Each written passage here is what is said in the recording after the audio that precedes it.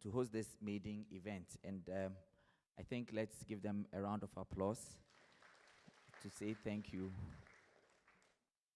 We cannot be grateful enough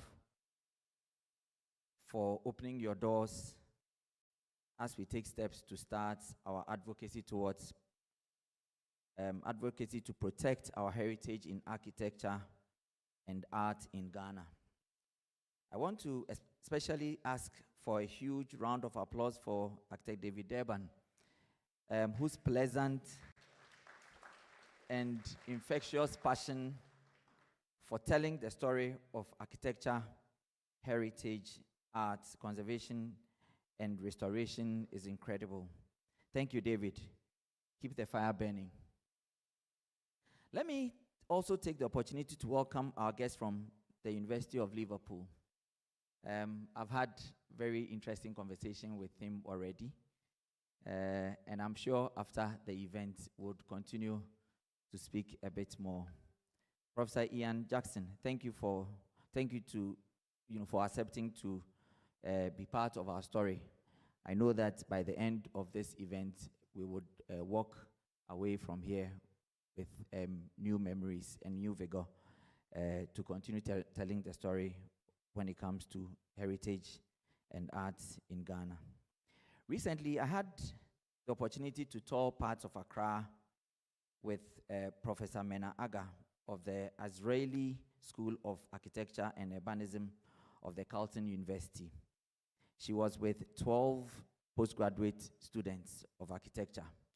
We toured the Accra Wesley Methodist Cathedral on the Asafuache Nete Road and a few other places of interest. This cathedral stood out.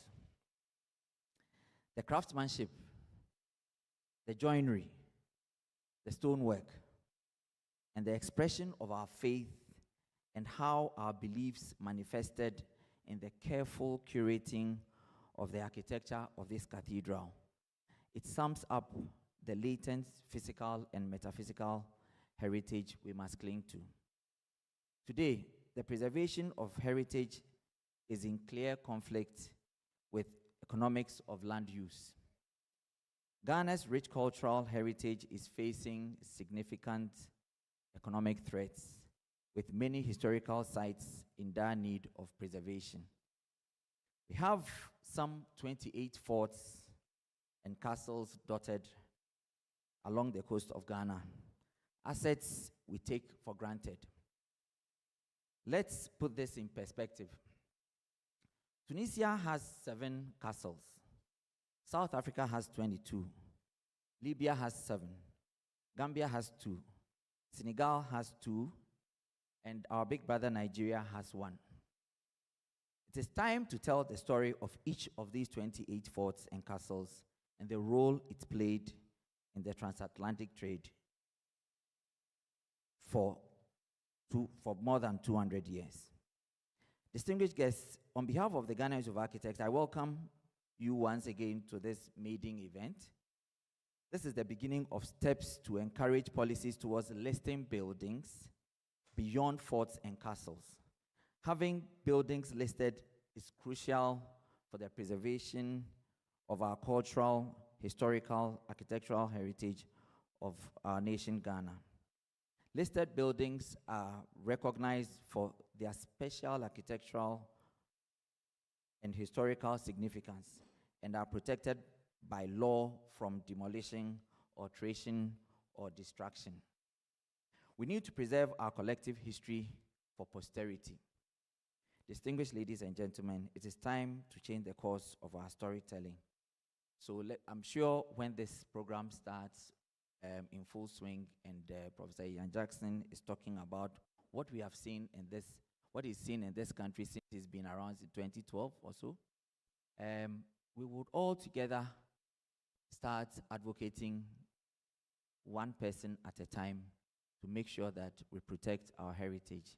Thank you very much and welcome to the event.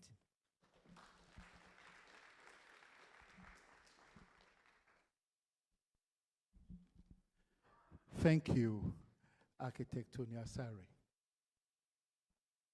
Now I'll give you a word about the Center for Architecture and Arts Heritage Africa. The Center for Architecture and Arts Heritage Africa is a non-governmental organization born out of the need to create awareness and advocate for the preservation of Ghana's heritage buildings, historical structures, monuments, and environments, and reinserting architecture into the national development agenda. The center, which is still in its infancy, is committed to highlighting the nation's rich historical, social, past that are preserved in urban fabric, traditional architecture, and visual culture. As one of its foundational activities, the center conducts documentation of buildings that are considered heritage worthy and researches urban historical narratives that have now been lost for decades. For this reason, we form partnership with global networks to share copies of documents on Ghana's architectural works that are deposited in foreign archives for the benefit of our future generation of architects and urban planners. The center has already gathered enough resources on traditional African architecture and African history to fill the knowledge gaps in the pedagogy of our architectural education. For this, a collaboration has started with the Department of Architecture of KNUST. In the near future, the center will support from our international professionals, architects, and building professionals. All of this is intended to create a solid ground, some old buildings being left to dilapidate, and designing new cultural centers, museums, and art spaces. But for this to happen, it is important first to establish a legal framework to safeguard our historical urban assets, to prevent them from erasure from the cityscape. It is our view that the Black Star experience that the new government seeks to drive tourism lies in renewed efforts towards conservation and preservation of our heritage structures. And this is why, in the wisdom of the nation's founding father, Osagyefo Dr. Kwame Nkrumah, it was expressed in the most impactful way on the state monumental architecture of the Black Star Arch and the Black Star Gate.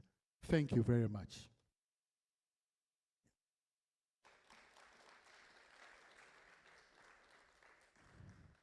Now, we will take a message from a UNESCO representative.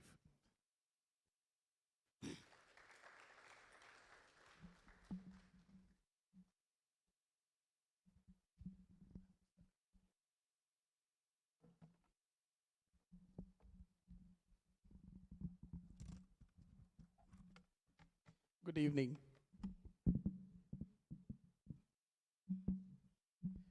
I would also like to stand on or sit on existing protocols, whichever, but I've also been told that it is not the right thing to do. So I would go through the salutation as I have. We don't have the minister here yet, but honorable members of parliament that are here, Madam, the board and executives of the Ghana Institute of Architects, the board and executives of the Center for Architecture and Arts Heritage, the executives of the Metropolitan Municipal District Assembly, they are here, Professor Ian Jackson, Architect Durban, and I also have Prof. Wellington here. I can't leave you out with your special sash, which has the real meaning. Built environment experts, academics, distinguished invited guests, the media, ladies and gentlemen. It is really an honor to be part of this evening's lecture, themed Accra's Architectural Heritage Towards Heritage Policy, Regeneration and Tourism. This timely initiative stresses the urgent need to preserve and conserve Ghana's unique architectural legacy, which holds profound cultural, historical and economic value. I commend the Ghana Institute of Architects and the Center for Architecture and Arts Heritage for organizing this significant event, and acknowledge the British Council's contributions to Ghana's cultural and educational heritage. Accra's architectural heritage tells a compelling story of Ghana's history, blending indigenous traditions with colonial influences and post-independence modernist expressions. However, rapid urbanization, large-scale redevelopment, government-led development initiatives, and inadequate preservation frameworks pose a growing threat to this legacy. A 2020 study by the Ghana Museums and Monuments Board revealed that over 70% of historic buildings in Accra's Central District are at risk of historic build. Let me take it again. A 2020 study by the Ghana Museums and Monuments Board revealed that over 70% of the historic buildings in Accra's Central District are at risk of demolition or significant alteration, emphasizing the need for immediate intervention. Globally, UNESCO reports that only 12% of World Heritage sites are in Africa, reflecting an underrepresentation in global heritage discourse. Despite Africa's rich history, Ghana has an opportunity to lead by example, championing policies that preserve its architectural landmarks while fostering regeneration and cultural tourism. With proper interventions, towns like Jamestown, Ashatown, the Accra Trade Fair, and other areas in the country could become pivotal hubs for heritage tourism, contributing to community development and economic growth. The 1972 UNESCO World Heritage Convention provides an international framework for recognizing and safeguarding heritage sites of outstanding universal value. Ghana is no stranger to this, having successfully inscribed sites such as the forts and castles and the Asante traditional buildings as World Heritage Sites. These architectural heritages are exemplary in demonstrating the transformative potential of cultural and architectural heritage tourism, as well as viable for inscription as architectural landmarks as World Heritage Sites, thereby gaining global recognition and support for their conservation. The UNESCO recommendation on the historic urban landscape is particularly relevant for Accra, where historic buildings coexist with rapid urbanization. This recommendation emphasizes integrating conservation into urban planning processes to ensure the sustainable development of cities and inclusivity. Thus, Ghana is encouraged to align its urban renewal strategies with these global standards to protect historic districts and landmarks from encroachment or demolition. It is also worth mentioning that Ghana, supported by UNESCO, has put in place a National Heritage Committee to help advise the government on heritage and its related matters within the UNESCO Conventions on Culture, a framework for international cooperation and policy development to ensure the preservation and appreciation of cultural heritage in all its forms. Heritage tourism presents a significant economic opportunity, accounting for 40% of global tourism revenue and generating millions of jobs annually, according to the World Tourism Organization. In Ghana, where tourism already contributes 5.5% to GDP, that's according to Ghana Statistical Service. A focused heritage policy could unlock even greater potential. Lessons from countries like Morocco's leverage on UNESCO's inscribed Medina of Marrakech as a prime visitor location and Mauritius's National Heritage Fund Act 2003 demonstrate how robust legal frameworks and international recognition can transform heritage sites into thriving tourism destinations. I will also mention the UNESCO World Heritage and Sustainable Tourism Program, which aims to balance the needs of conservation with the benefits of tourism, ensuring that World Heritage sites are preserved for future generations while also supporting local economic development. Distinguished guests, ladies and gentlemen, Preserving Ghana's architectural legacy requires collective action from local stakeholders, policymakers, and international partners. UNESCO remains committed to supporting Ghana in developing policies that integrate heritage preservation into national development strategies, fostering cultural pride, sustainable tourism, economic prosperity, and urban regeneration. The preservation of World Heritage sites such as the Asante traditional buildings and the forts and castles in Ghana is a direct example of this dedication. Our identity is rooted in our cultural history, which includes both material and immaterial treasures that have been passed down through the ages. Every cultural property and tradition we treasure connects us to the past, shapes our present, and directs our future. Balancing advancement with preservation is essential for long-term sustainable growth. Thus, it is important that modern buildings respect the blend in our historical settings. By valuing and safeguarding our architectural heritage, we invest in a legacy that benefits generations to come. UNESCO urges the development of a comprehensive built heritage policy to ensure that this rich cultural resource becomes a cornerstone of the nation's tourism, urban regeneration, and sustainable development strategies. I would also add that an all-encompassing policy would include the use of technology, VR, and augmented reality, for example, to bring back to life heritage buildings that may have been destroyed or pulled down because there has been no regulation. Let us continue to value and guard our cultural history as we look to the future. I hope this lecture inspires us all to strengthen our commitment to preserving Ghana's cultural and architectural heritage, and for the benefit of present and future generations. Thank you for your kind attention.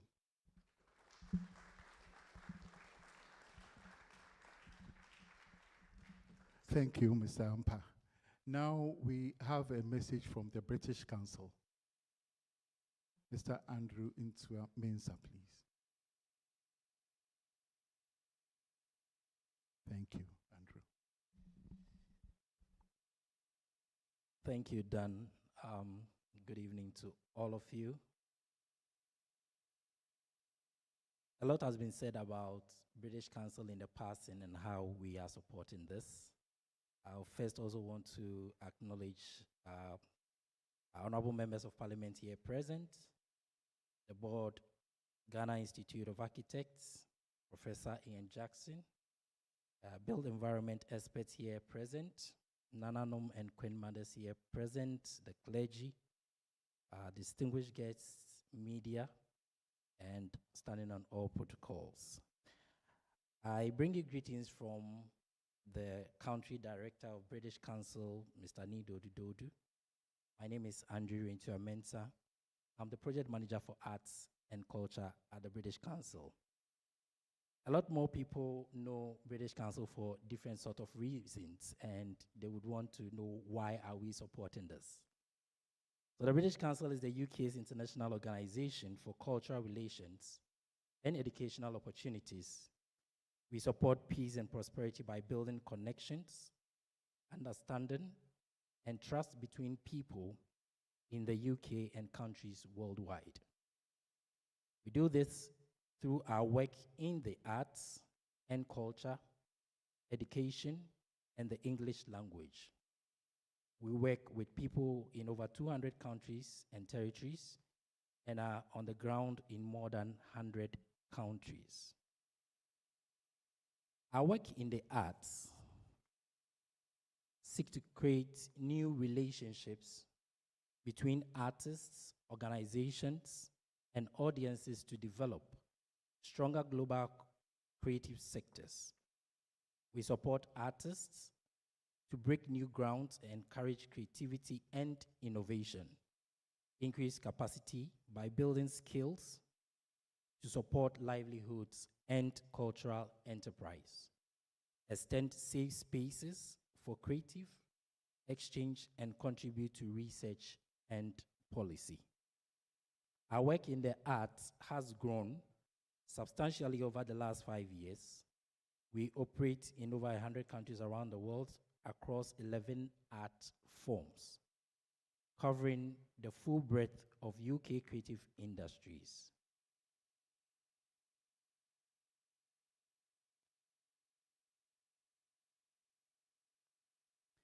The British Council is at the forefront of championing international creative economy. And with our creative economy program, it focuses also on policy, research, advocacy, and on capacity building for creative professionals and policymakers. We also support collaborations for long-term impact, mutual benefit, and greater international understanding. By working with policymakers, some of you are already here, we support their work at the strategic level, ensuring the conditions are in place for creative individuals and organizations to grow, reach their potential, and effect relevant, sustainable change.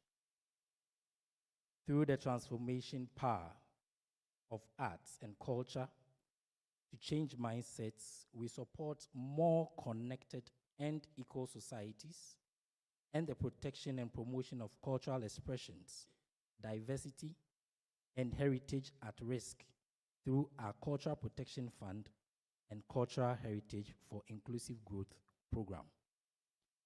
Heritage, as we understand, if properly managed, can be instrumental in enhancing social inclusion, developing intercultural dialogue, and shaping the identity of a territory.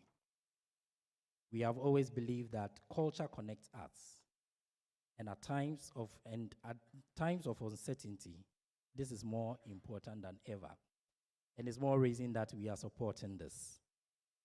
We want to, by this, encourage all of us gathered here to take the insights and provide support through every corner that we work, wherever we may be coming from, to make sure that our heritage spaces are protected. Thank you.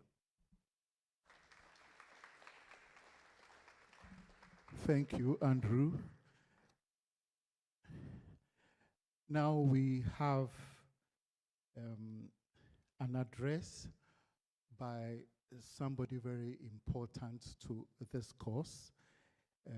Honorable Zaneto Ajiman Rawlings is here, Member of Parliament for the Korle Klottey constituency. In her constituency stands majority of the state heritage buildings there are in the Osu area, and she would like to address us. Thank you.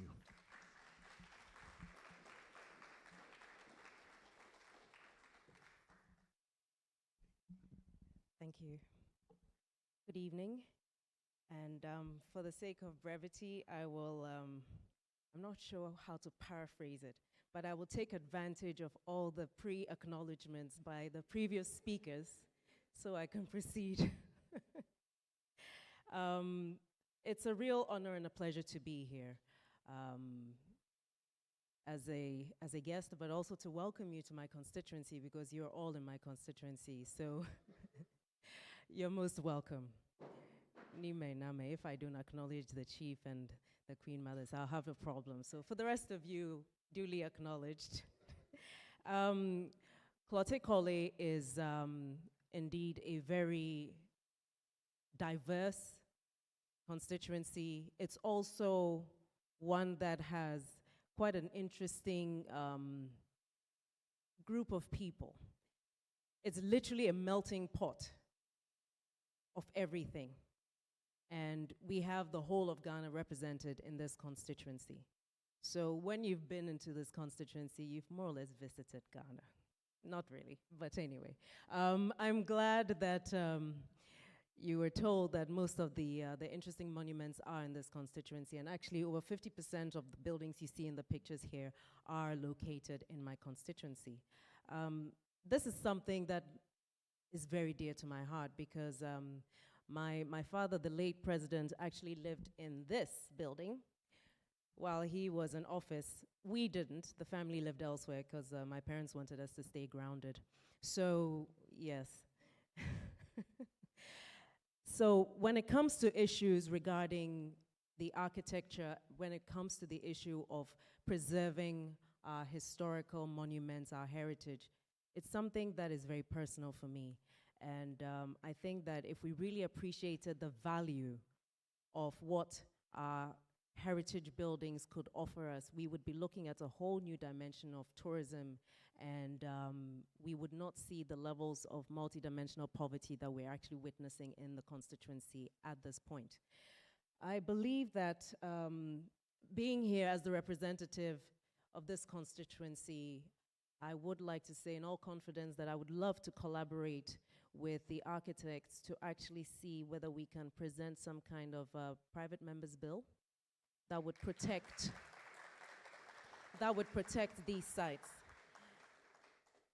What I find most unfortunate is this new trend of pulling down these historical buildings and putting up these monstrosities. And I'm not quite sure sometimes what the philosophy behind the buildings that I see is at times.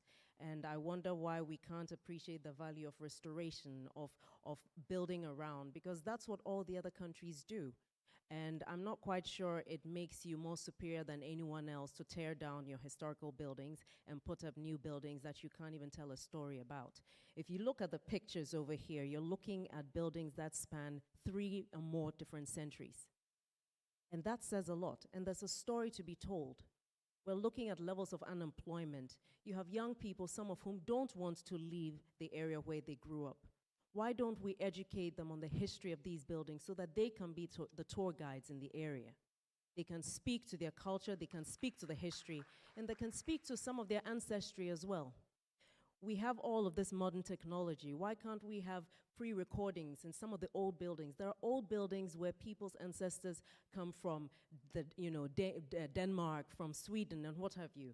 And these buildings are there. And these buildings, if we can actually see them as part of a bigger picture on preserving the history, preserving the heritage, you have a situation where you've already solved a huge problem when it comes to youth unemployment, because this is something that means something to the person who's telling you a story. And they understand the value in preserving it. And when you do that, you have community involvement. When you do that, the community has a stake in this and understands the value in protecting it. But when you don't put value on what is in the community, and the community does not feel like they're a part of it, then your policy is hanging in the air.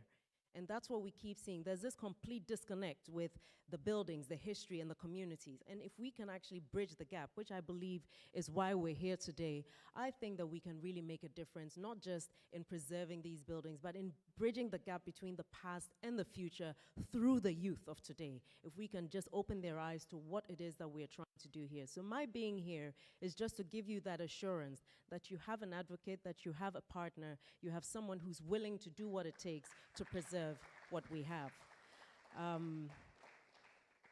I think for those of you who remember what the Art Center used to look like, before the Marine Drive became the hip thing in town, which it still hasn't happened yet, a lot of old buildings in the Art Center enclave were pulled down, and it actually was very heartbreaking. There are still a few, and I believe that what you can offer beyond preserving this is a voice that speaks out. Because you have different CSOs that speak about, protection of women and children's rights and all sorts of things. And I think that you are very well placed to serve as a voice that understands the value of protecting these buildings and what it means if we can get our communities involved. There must definitely be a law against pulling down these historical buildings.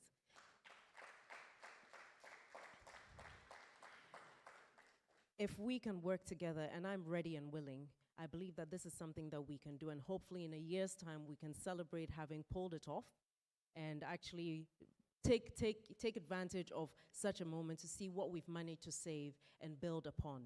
And so my presence here is to give you my support fully, to let you know that it's not just the words, but I actually do mean it. I'm just a stone's throw away from here. Parliament is not that far away. I can't run away. So you can find me, but I really want to give my sincere thanks and appreciation to having been invited here, to being invited to be a part of this. I believe that the generations in the future will thank us for what we're doing here today. I believe one of the twins told me today that today is a special day. It's the 30th of January for a different reason. But I will say today, I think, marks the day where we can actually say that story of preservation of our heritage, of our historical buildings, started in a room like this, where people came across from all over the world, where we had different generations who sat down together and decided that it was time to take a stand and protect what is truly our collective history and could be into the future for many generations to come, something that we would be proud of. Thank you so very much, and God bless. Thank you very much.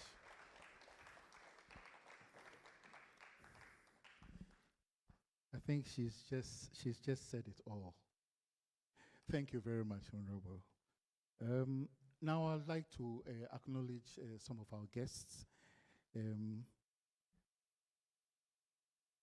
Ni Tete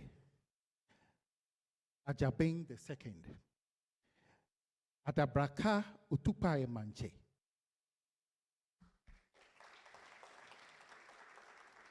Manye Na Dede Ara II.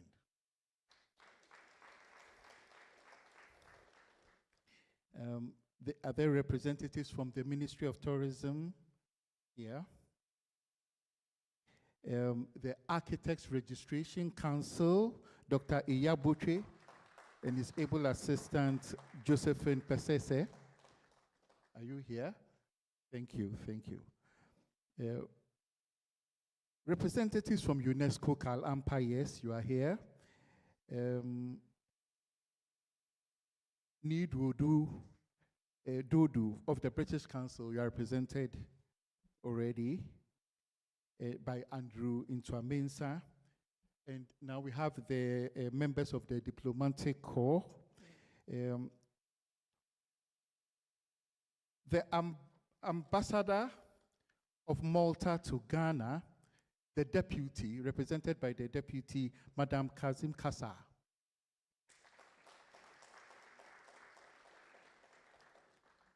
Is the ambassador of Spain to Ghana, Mr. Angel Lusada here.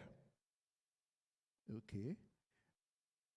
The ambassador of France to Ghana, represented by Professor Gerard Quinn. Thank you. And we have our own Honorable Consul of Austria in Ghana, Her Excellency, Madame Rosemary Othner, of Othner and Othner Associates, an architect who practices in Ghana. Yes. And the members of parliament, we have Dr. Zaneto Ajiman Rawlings, member of parliament for Usu Klote-Kole constituency in Accra. She just spoke. We are expecting Honorable Alfred Kote Ashi, member of parliament for the Odududu constituency in Accra, that's Gamashi, Jamestown. He also is probably on his way by now. And Honorable Gisela Abutui Tete, MP for Urutu Senya West. She is very passionate about Fort Good Hope, which is in her constituency. And for academics, we have our own Professor Emeritus Dr. H.N.A. Wellington.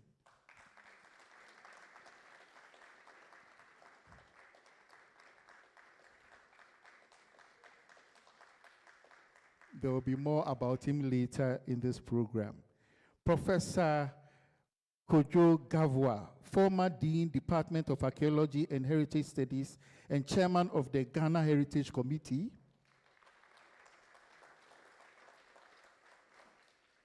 And then we have other astute academics who came to join us from Britain. Dr. Harry Charrington, Professor of Architecture, University of Westminster.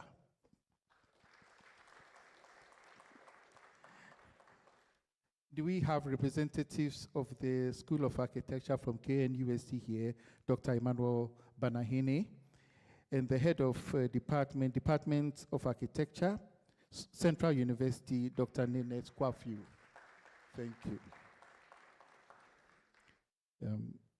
Here we would have the representative from the Osu Ebenezer Presbyterian Church Are you here? They are the owners of the heritage building, Osusalem Presbyterian Boys School, which was built in 1860. Thank you very much. We will continue with the acknowledgement. Now, we would have to introduce the speaker, and I now want to welcome architect Korant Malabi, editor of Ghana's leading online architectural magazine, Design 233, to introduce our guest speaker. Her goal is to highlight the work of African architects, particularly those from Ghana. Professor Jackson is a friend and a regular contributor to this magazine. Grantima, over to you.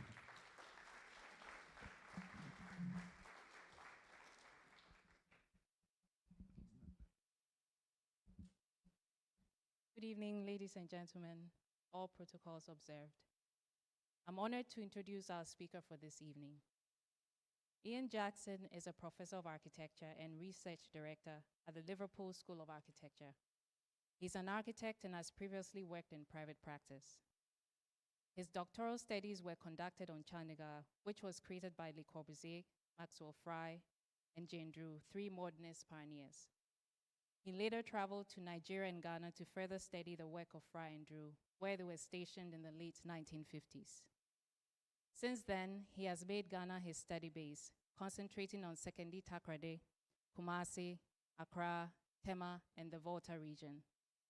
His book, Sharing Stories from Jamestown, The Creation of Mercantile Accra, is a comprehensive compilation of early 20th century maps, sketches, pictures, and postcards of Accra that were acquired from 15 archives and private collections. Accra is the focus of this evening's discussion. A large portion of this city's historical colonial architectural legacy is covered in the book.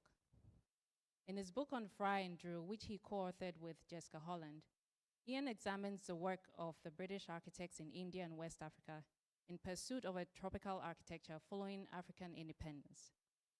Here in Ghana, a large portion of Fry and Drew's work is incorporated into our collective architectural legacy. Additionally, he has written about the history of the United Africa Company and some of their key projects throughout Western Africa, such as GB Olivant, the Kingsway Stores, Swan Mill, and the development of Summer Boy. Ian has published with several Ghanaian academics over the years and has held exhibitions in Jamestown with architect Joado of Aki Africa and Jamestown Cafe. He has written extensively about Ghanaian architecture for Docomomo, Design 233, and the Transnational Architectural Group, an online resource on architectural history. Ian is undoubtedly the best choice to speak on the significance of Accra's architectural treasure from the world's perspective and its implications for tourism and revitalization within the framework of a heritage policy. Professor Jackson, welcome. Thank you. So you are ready? Are you ready? You are ready to speak? Yes. Good evening. Thank you so much for coming. It's a pleasure to be here. Greetings from Liverpool. We'll just get the slides up.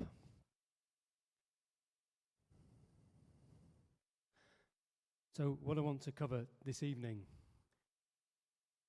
is just a quick run through, really, of some of what I think are some of the most important and intriguing buildings that you might find in Accra and beyond. It's not a comprehensive overview, and nor will it necessarily give you the answers towards tourism and regeneration policy. This is the start. I believe this is what needs to happen first. So let's see if we can get this to switch.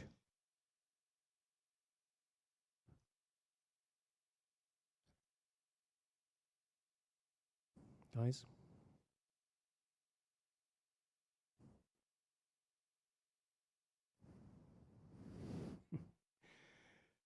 So here's a drawing. If we can go back a slide. Here's a drawing of Accra. It contains some influential and important buildings that I've chosen to draw in pen and ink to create my own kind of map of the city. And this is what I started to produce when I was thinking about the city and how to understand it and what seemed important to me. And I could have drawn any other buildings, I could have drawn any other part of the world, but I chose to start to think about this city.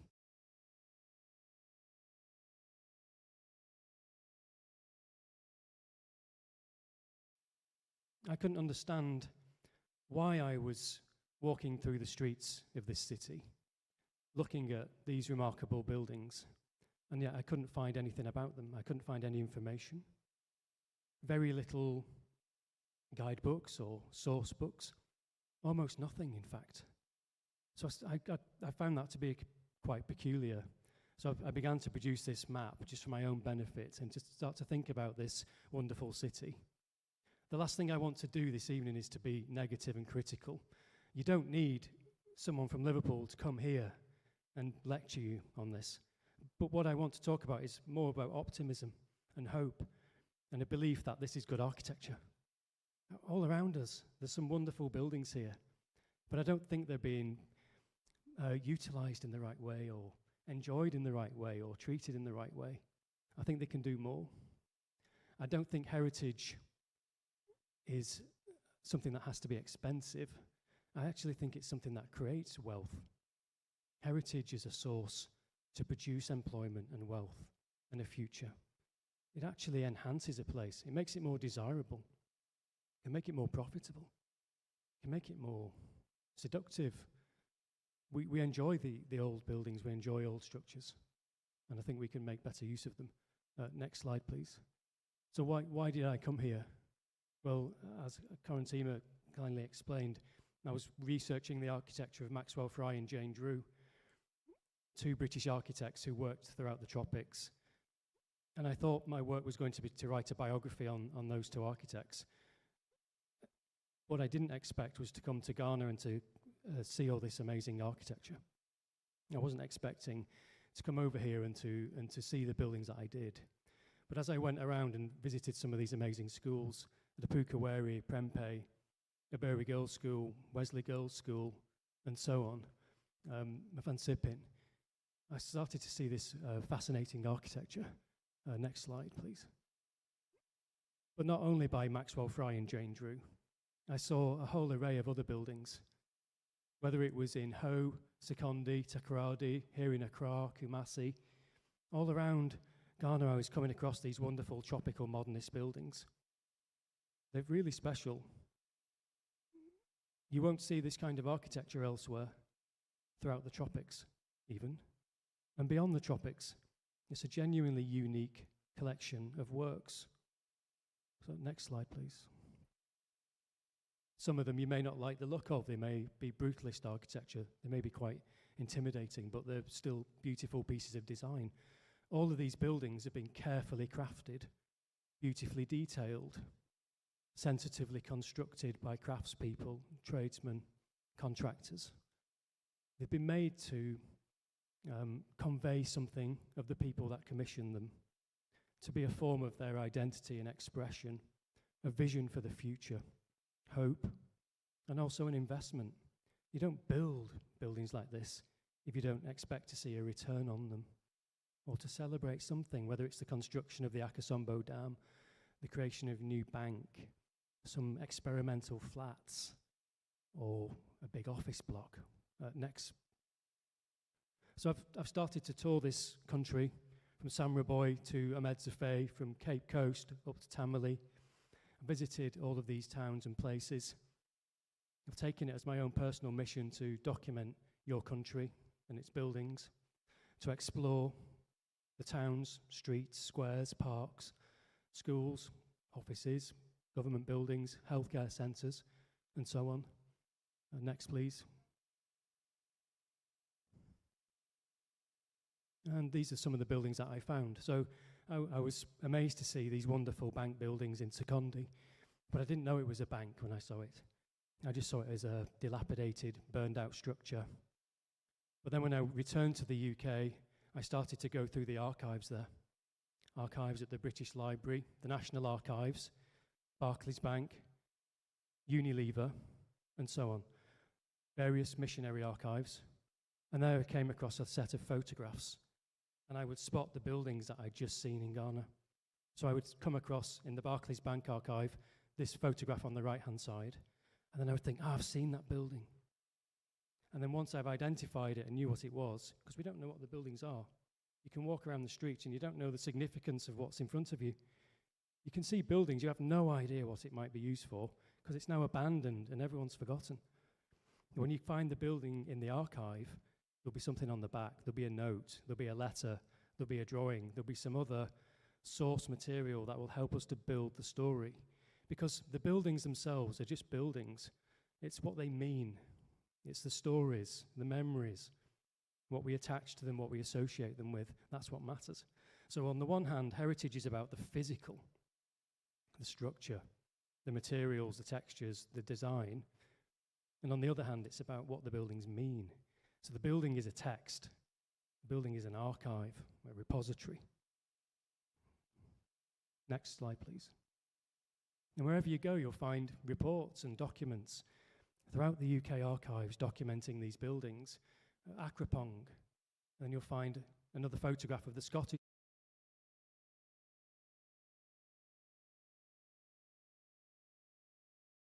So you go to Switzerland and start to explore their archives and find out what the Swiss were doing here and the Germans. Next slide, please. Or you'll find buildings which, for some reason, appear significant, quite grand. This is in Takoradi. It's a bank building at the moment. And then you'll find a building to it, and you think, oh, that looks like that building. But then you'll notice on the vintage building, vintage photograph, only half the building is there. So when was it extended and why? And did they just build it speculatively and then extend it? And who were the palm line? What were they doing in Ghana? So we start to research their history. And we find that there are West African sailors and traders working for them. And they moved to Liverpool and they set up communities in Liverpool. They're still there. And they come back. So it starts to build out from Ghana. Ghana isn't this peripheral place, it's the center.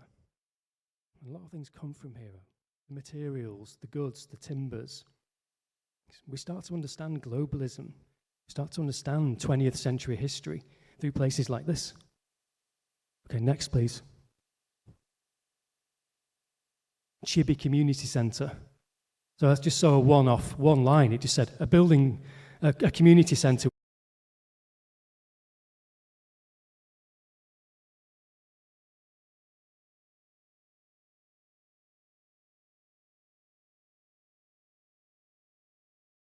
In the archives.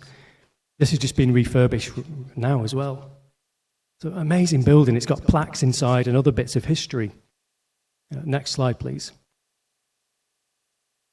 We drop down to Tarkwa. We come across another community centre, again designed by Fry and Drew. This is an outstanding bit of tropical modernism. A beautiful design, pristine, climatically comfortable, providing resources for education, adult education, and performances. Who's performed here? There's some great high life bands that have been in this place, and this you can read about them. And they look at all these kids playing in front of it today. They have their own memories of it as well. So it's about now. It's not history. It's what these buildings mean now. Okay, next slide, please. Sorry to keep shouting, next slide. And then we come back to Accra and we look at our wonderful community centre. Huge mosaic on the front by Kofi Antimbam. Beautifully designed courtyard spaces, once with an evaporation pool and large tree. Dr. Nkrumah gave his various speeches here, various gatherings took place here. It's an important part of Accra's history, and it needs to be looked after a bit better. Next slide, please. Here it is on the bottom left, a little model being exhibited in the Victoria and Albert Museum last year in their exhibition. It's important enough to be exhibited there. It's a significant building. Next, please. So let's get into historic Accra. This is a map of Accra from 1912. Yep, next one. So we can start to see it being properly mapped for the first time. Every individual building. And it's also color-coded according to various uses. So we can see the post office appearing there in a little orange block. That's where it's going to be built. There's references to an asylum, which is now Asylum Down. There's a hospital on this map, which is where the General Hospital is today.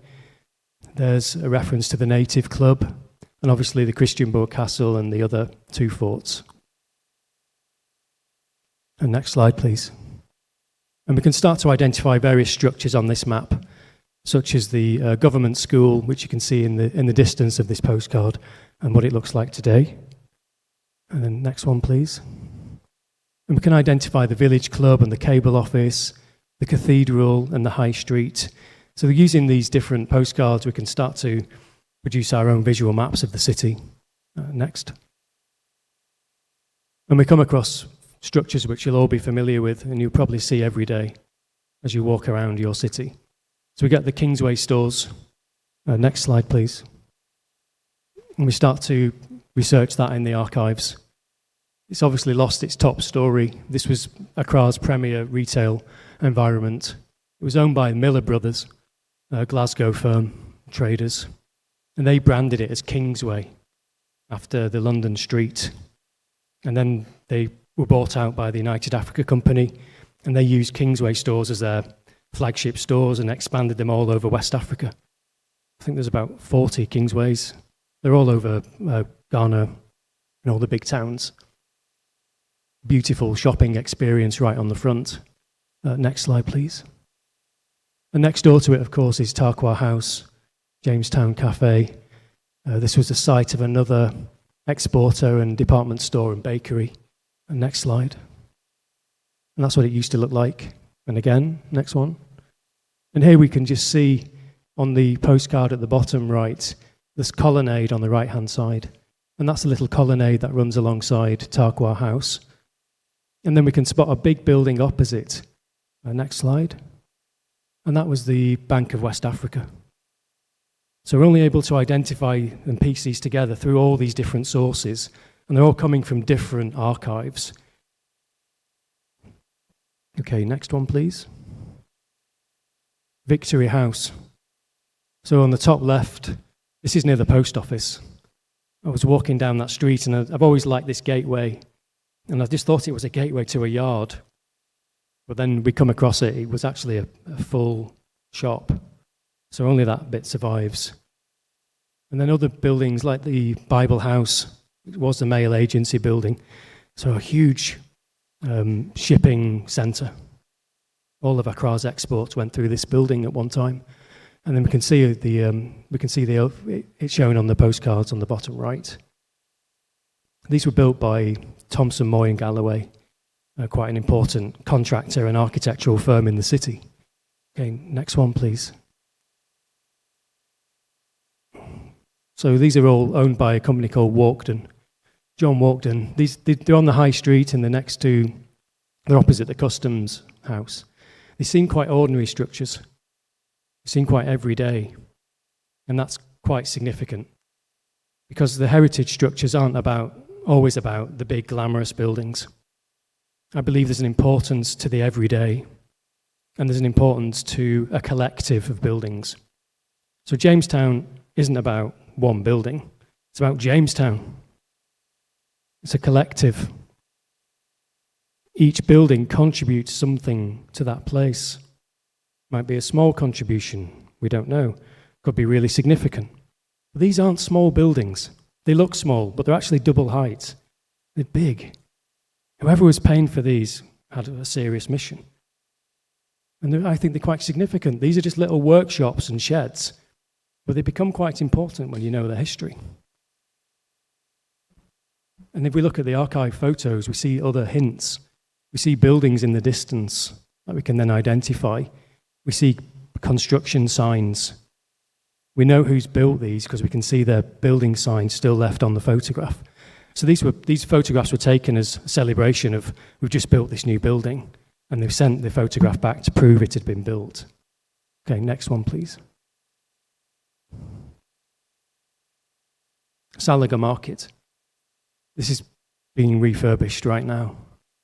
And we've got these amazing photographs of the life there. all these traders, these women traders selling, bartering, hustling, and the obelisk on the bottom left, still there. Difficult histories as well. Next slide, there it is, the obelisk today. Let's keep going, next one. What about the houses? People live in Jamestown, people built palaces, significant structures. Chief John Quarte's house, J.W. Anasti's house. We can record a lot of these structures because they were significant. We'll have photographs and records of these. And obviously the Jamestown Mansion. Next one, please. What about other people's houses? What about the African traders? I've spoken a lot about the colonial mercantile traders.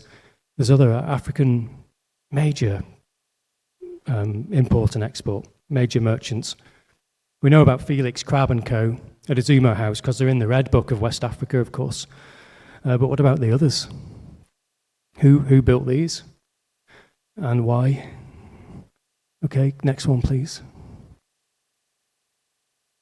This is an amazing house. So the photo on the right, I think I took in 2015 maybe, and the photo on the left is just from a couple of years ago. It's the same building, but the one on the right contains these ghost signs, contains these faded painting signage on there, so we can understand who used to own the building. In parts of America and in the UK, they preserve the ghost signs now. They become quite important relics. I'm not really a conservationist. I think buildings have to change, and we shouldn't be overly strict on preserving everything. Buildings have to change, but equally I think we have to record what's there and document what's there. People should be allowed to paint their house if they want. It's their house. But if it has an interesting sign below it, that's important for everybody. So we have to record that. There's preservation for these signs as well, if you do want to keep them. Okay, next slide, please. Ellen House, major buildings, huge. It became a school. The stories in here are just so significant. Who was occupying this and what did they go on to do? Okay, next one, please. You can see I'm asking questions because I can record the architecture and I can document these buildings. Other people have to write the stories of the use. I can't do that. Next one, please. Yeah, I like these two. They're quite everyday architecture of Jamestown. And you can see the modern photo on the left and the old photo on the right. So these took a lot of detective work. The C.H. Werner building took a long time to find. But as you're walking down the streets, look at a structure.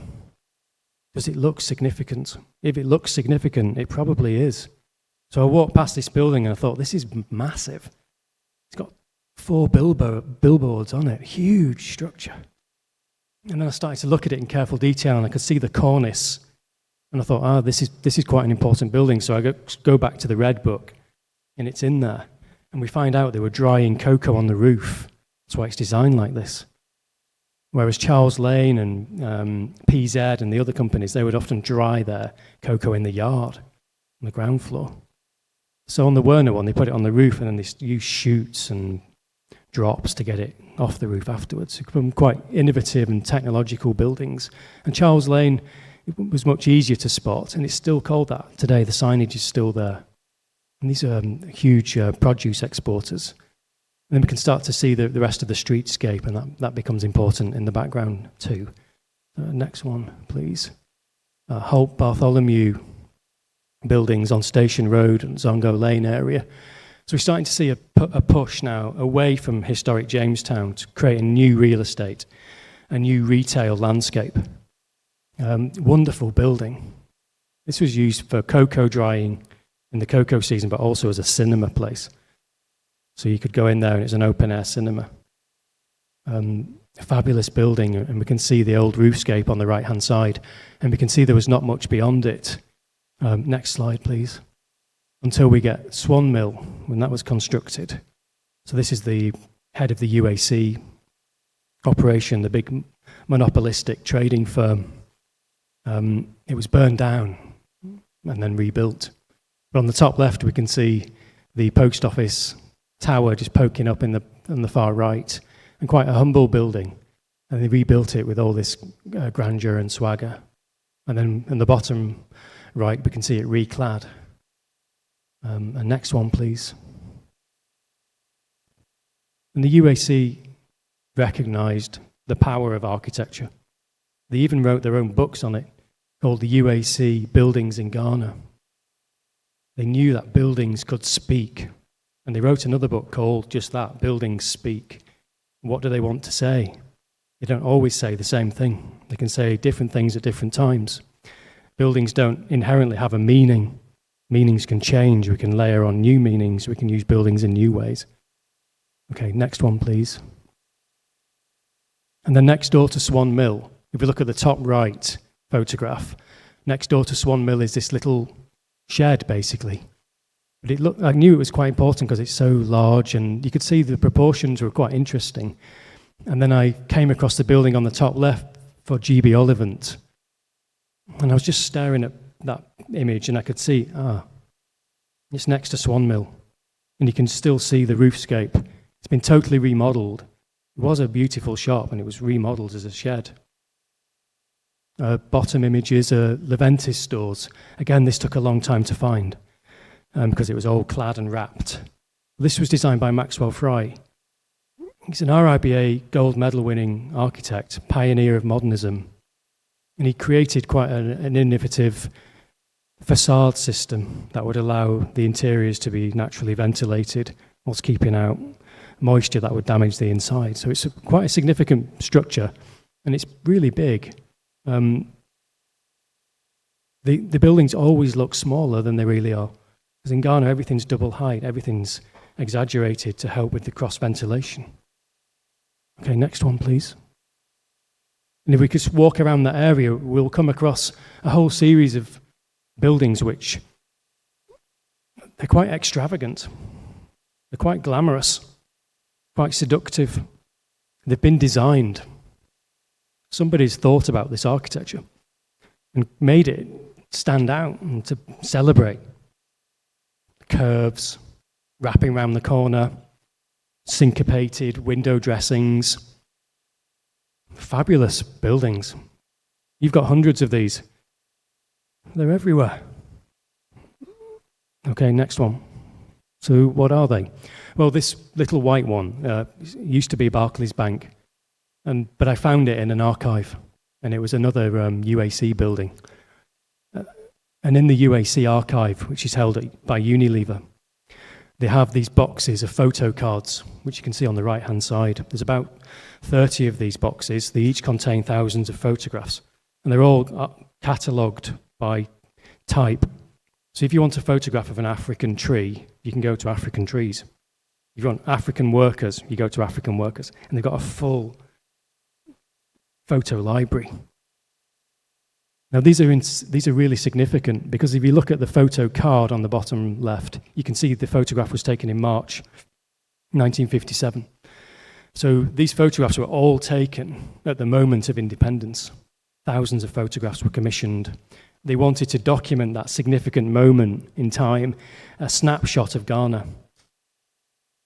Not only Ghana, they covered all West Africa, in fact. So this repository is really important. And I've just spent the last year or so digitizing it. It's online, you can go through it yourself and look at these amazing structures and start to piece them together. It's astonishing, just trapped in an archive. The archive extends to 1,000 meters of shelving, tens of thousands of photographs. It's a wonderful collection. I need your help to understand it. I can write about the architecture, we can write about the buildings and the architects, but we can't write about what they mean or the significance of them. You'll know, you'll have your own data, you'll have your own data sets, your own private archives, your own memories, family archives, practice archives, business archives. When I say archive, it sounds significant. It might just be a photo album. Okay, next slide, please.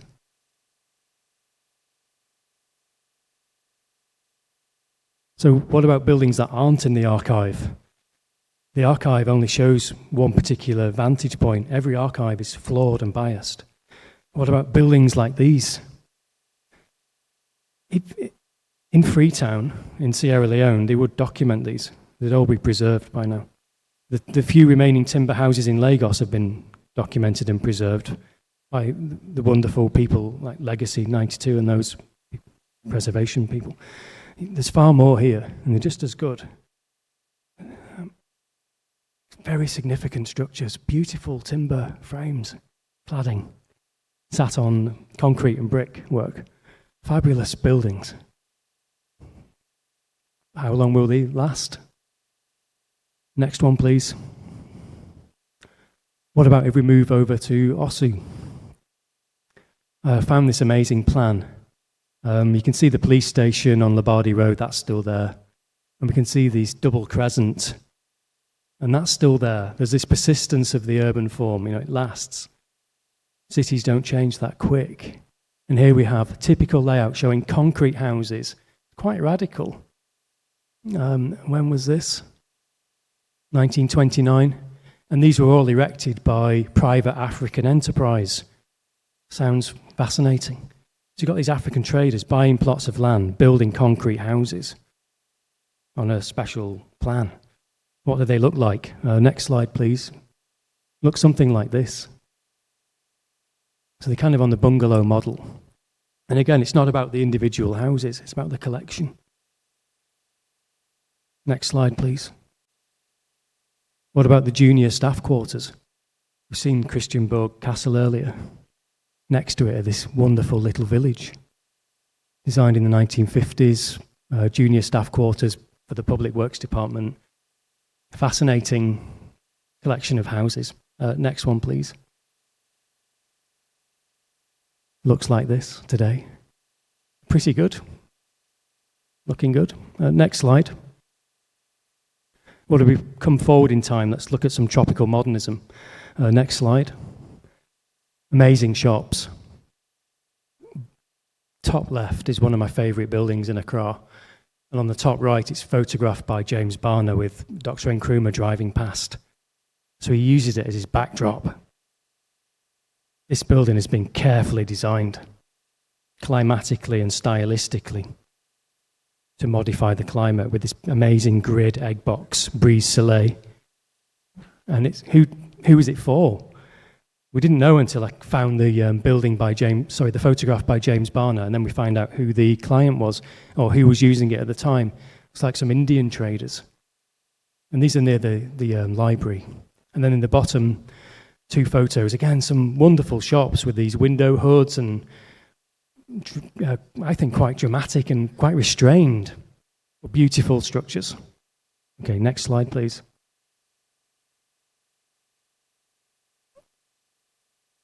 The UTC, the Swiss trading company, the expansion away from Jamestown to this new retail district, some fabulous shops, now being stripped of all their precious metals and abandoned and not put to good use. Next slide, please. The former US Embassy, a classic. Fabulous detailing, tropical timbers, exquisite bit of tropical design, climatically cooled, raised on pilotis, cross ventilation, solar shading, everything. And what a beautiful place to work. Next slide, please. The Children's Library, Hard to Beat by Nixon and Boris. More artworks by Kofi Antonbaum inside, depicting everyday African life, but in a not nostalgic and sickly way, in a robust way. Like, this is how we live. That's good. Fabulous design. I mean, one of the amazing facades, double facade, blocking the sun out, celebratory ramp and staircase into the inside. Next slide, please. More of that, because it's just an amazing building. Next slide, please. George Padmore Library. Great building. Seriously good architecture. just to walk around this, you just feel good. And when you go up the staircase, which is all this cantilever tropical hardwood above a reflecting pool, it's really theatrical and dramatic. You wind your way around and you pop up into the library, and everyone in the library looks up and sees you arrive. And then you go and try and find the book you're looking for and study that. It's just a great place. And there's lots we could talk about how it's been designed as well, climatically. Who designed it? Nobody knows. Well, it's Nixon and Boris, and we just found that out. Who's Nixon and Boris? We know who Nixon is, but we didn't know anything about Boris. And it turns out he's a Polish designer. And obviously he studied at the Liverpool School and then came over to Ghana and designed some of the finest buildings across West Africa.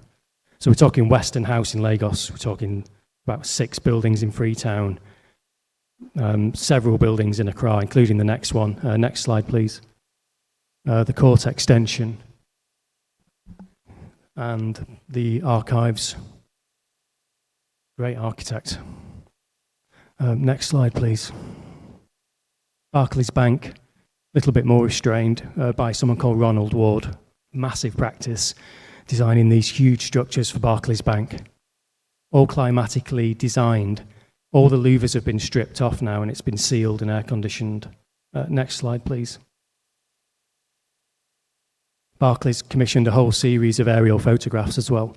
So we can use them to study the landscape and see what was built and observe Barclays' competitors and so on. And next slide, please. Yeah, this was an interesting building. So this is the UAC Motors. I don't know if you even recognize this one. It's just up from Swan Mill. And on the top right is what it looks like today. And the other photographs of what it used to look like. And it's designed by Kenneth Scott. He designed the extension to Corley Boo Hospital, Scott House, Secondi Library, lots of amazing structures across the country. Next slide, please. Does anyone remember Farisco Supermarket? Next slide, please. It's designed by Sir Dennis Lasdon, who designed the National Theatre in London. He designed these other structures in Accra too, including the museum, Takoradi Bank, Maisonettes in Tema. He's, again, an RIBA gold medal winner and really significant architect in the UK still. Next slide, please.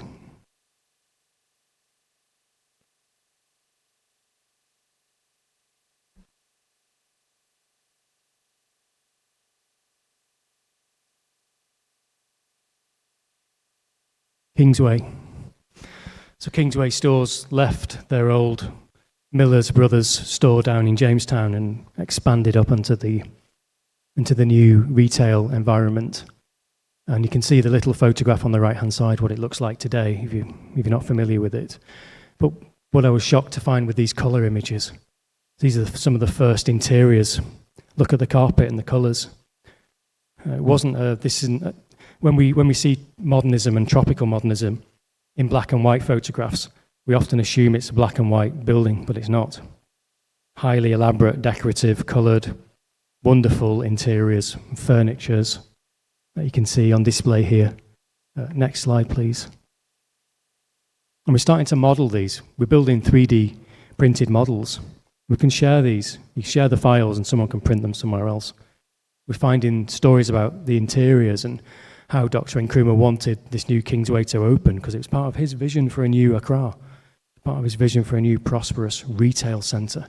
It was to be the change in West Africa, as the advert shows there. If we go to the next slide, please. But these developments also saw the demise of places like Jamestown. So when the Ambassador Hotel is built, nobody stays at Sea View anymore. When Tema is built, no ships come to Jamestown and Accra anymore. When the retail environment is expanded, all the department stores and shops leave Jamestown. And very quickly, this vacuum occurs. And Jamestown's left wondering, what's happened? We've been here all this time. Now what? Modernization, progress, There was a price to pay, quite a heavy price for Jamestown. And so quickly that it left all these historic structures. Jamestown wasn't allowed to evolve. Suddenly, the economic significance of that place left it, and it was just been abandoned. So in a way, that rapid economic deterioration has preserved Jamestown, because it's just been left. Okay, next slide, please. Next slide. Next slide. So you could see in those three images an amazing building that was then clad and has then been pulled down. So this is what's happening now. Deliberate destruction of these buildings, just without any care. They didn't know whether this building was important or not. They didn't know who designed it or why it was significant. It just messed around with it and then pulled it down. So this is happening. Next slide. Accidental demolition is happening. So buildings are falling down because they're dilapidated. No one knows who owns it, or the ownership is too complicated to figure out who's going to take responsibility for it. Now, people want it to fall down so they can get their payouts and sell the land. Next slide. Oh, this is happening. So do you remember the old bank, the British Bank of West Africa that I showed opposite Tarkwa House? That was pulled down, and they built this on the top left.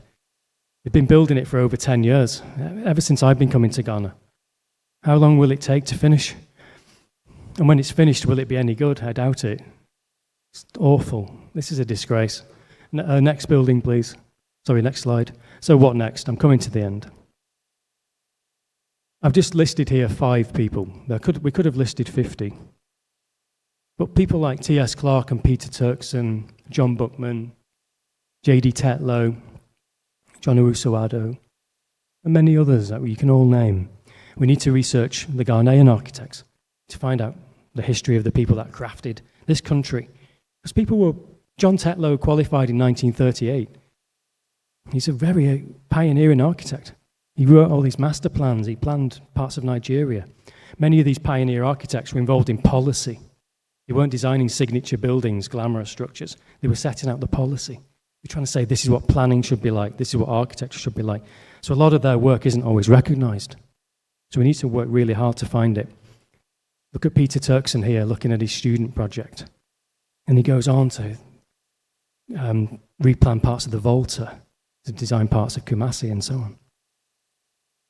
We could talk about each one of these deserves their own lecture and more. Next slide, please. We're trying to share our work. So sharing stories with Jamestown that I worked on with Ality.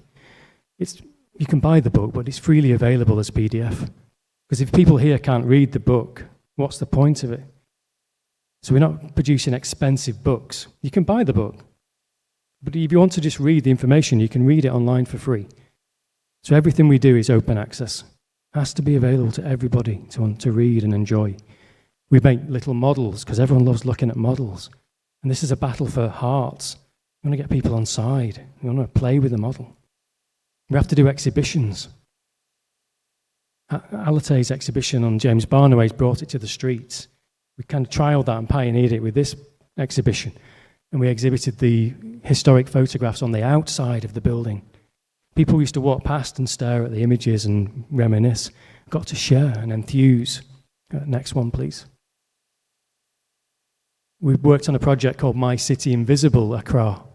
And this was about getting people to go and photograph parts of Accra that were significant to them. Young people, residents of parts of Jamestown and Ushertown, go and tell us what's important. What's your heritage?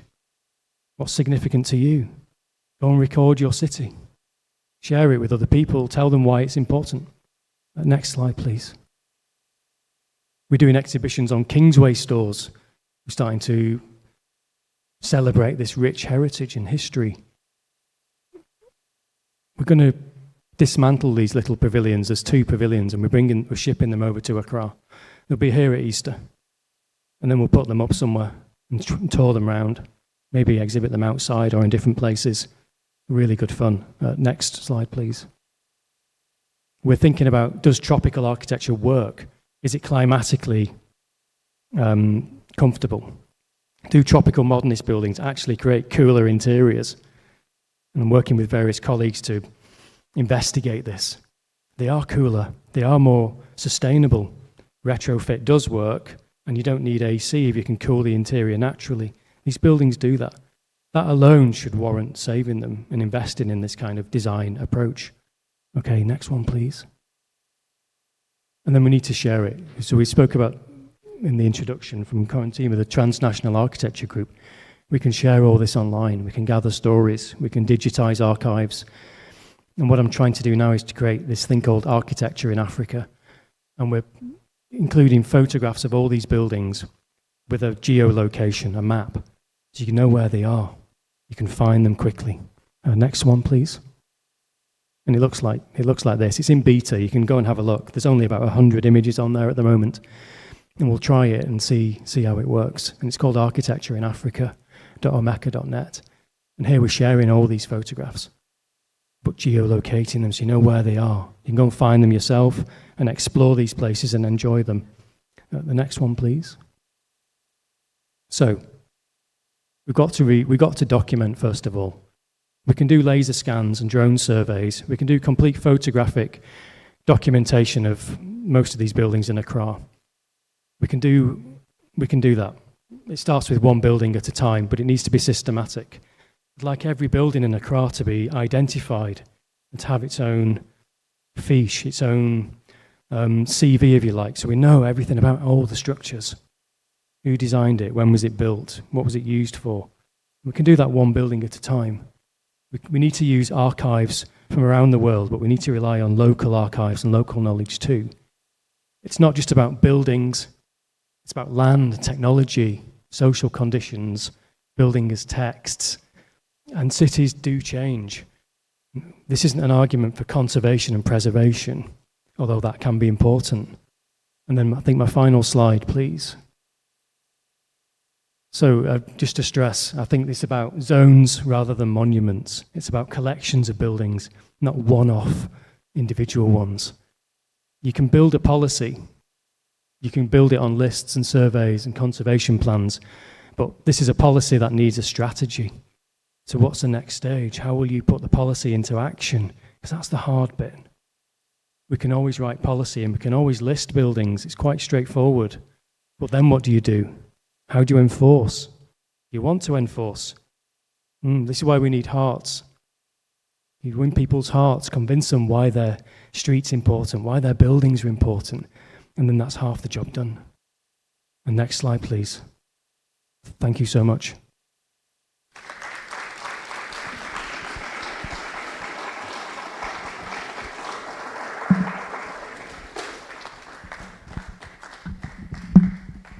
Thank you, Professor Jackson.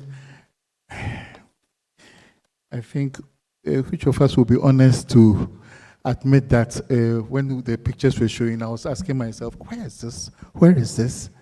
Where is this? Which building is this? We have an amazing history. We have amazing treasure. I think, Prof, your lecture has shown that we have a lot to do, and we thank you for opening this insight to us. We thank you. So, Architect President, please come and give some short remarks on the lecture, and then we'll begin the question and answer. Thank you very much, Architect David Durban. Thank you, Professor Ian Jackson. Let's give him a round of applause. I was trying to take down some notes.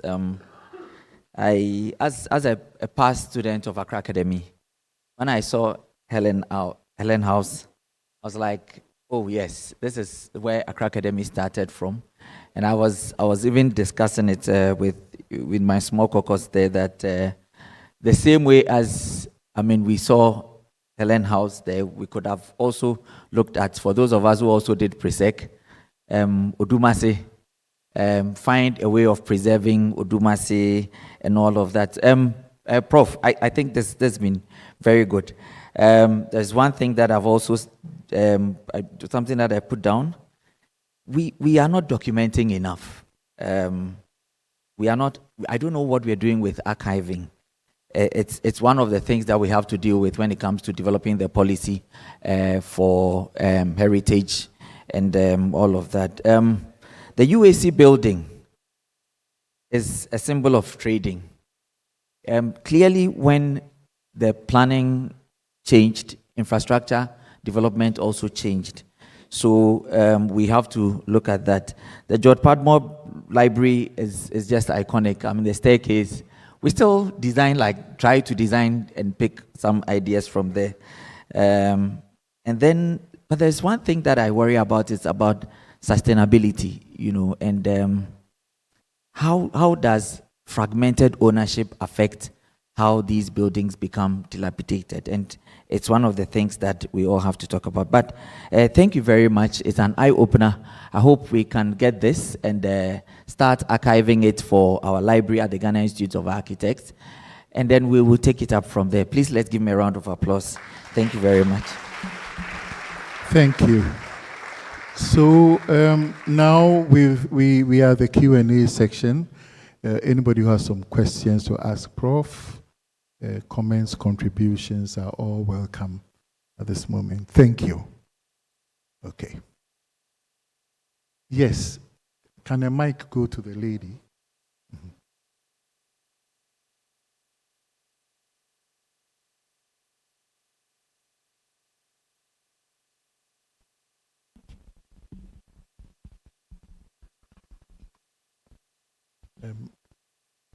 The microphone, yes. Thank you, Professor Jackson. Please, my name is Crystal Ford, and I want to ask a few questions on your presentation. Really appreciate your presentation. It's been enlightened. Please, my first question is, what are the most significant architectural styles within the African historic or the Accra historic buildings? To see some trends of the buildings you were presenting. Want to see if there are some significant architectural styles.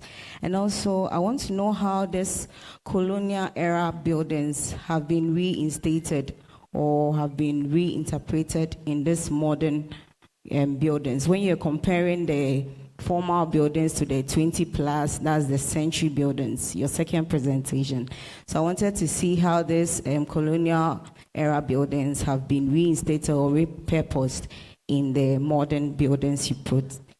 And the third question is, what role do the traditional Ghana buildings, like the residential or the office buildings you projected, what roles have these buildings played in the cultural identity? So with the architect Drew and the rest, what role did it play in this cultural identity?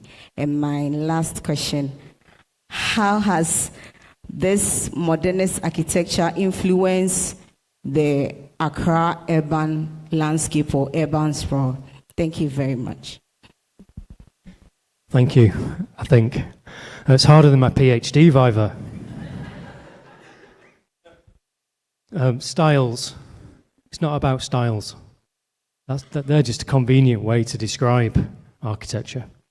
Lazy way, because it just brackets things together.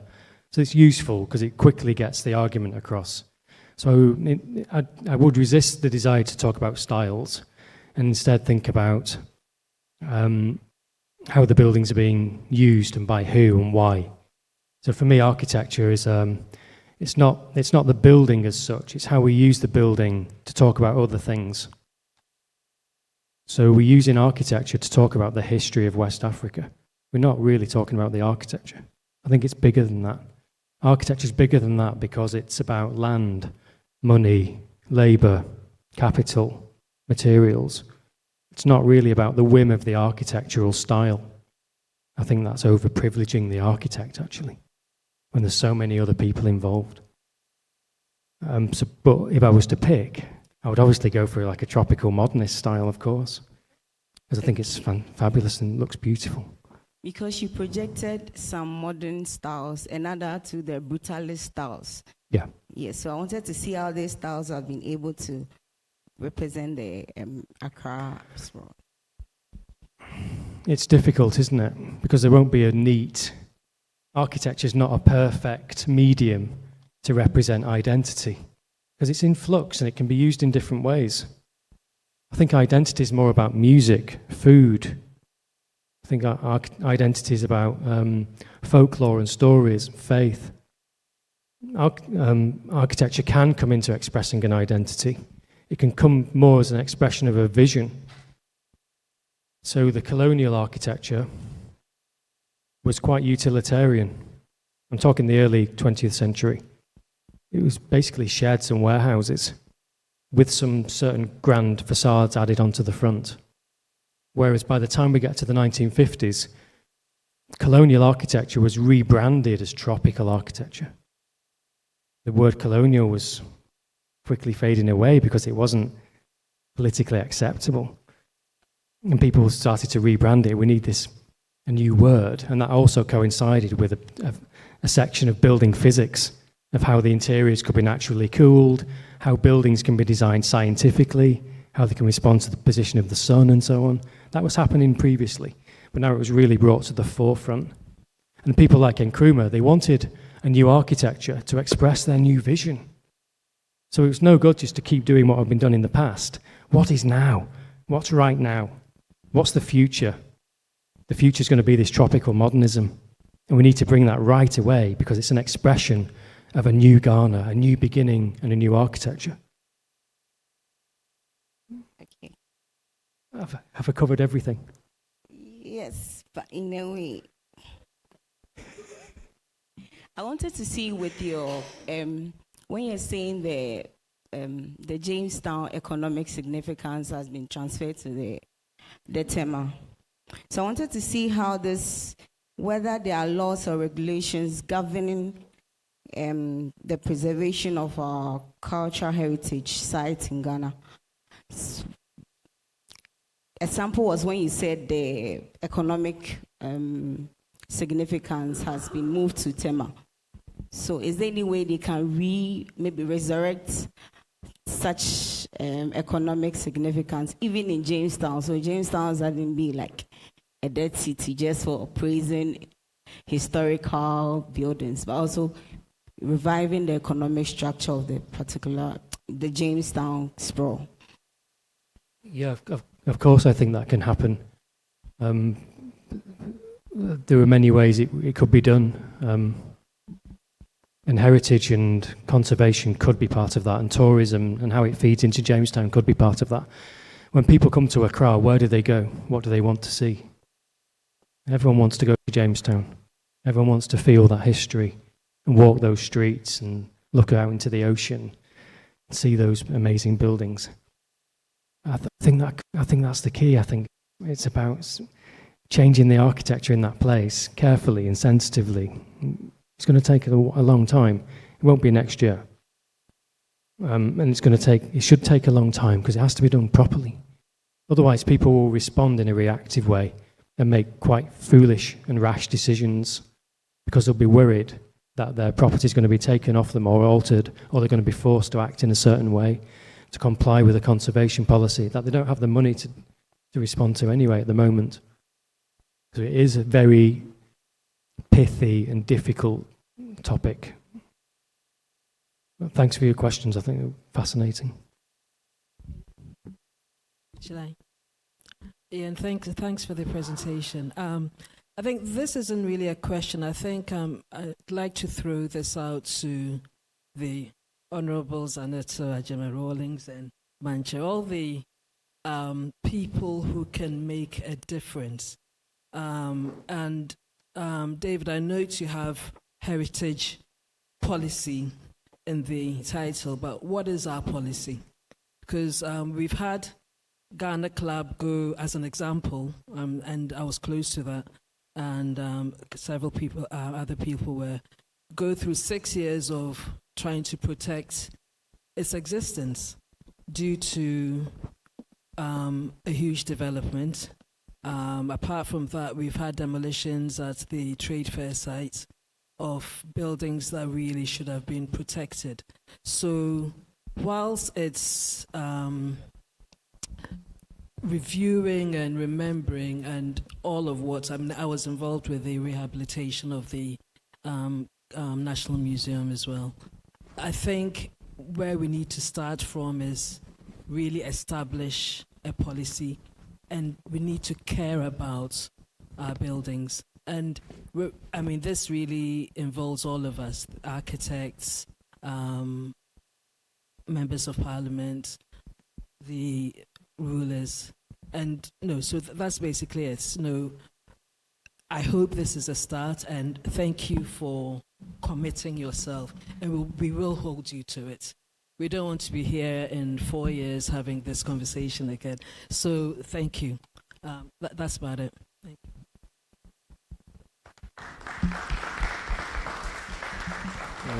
you. We have Professor Kojo Gavwa here, Chairman of the Ghana Heritage Committee.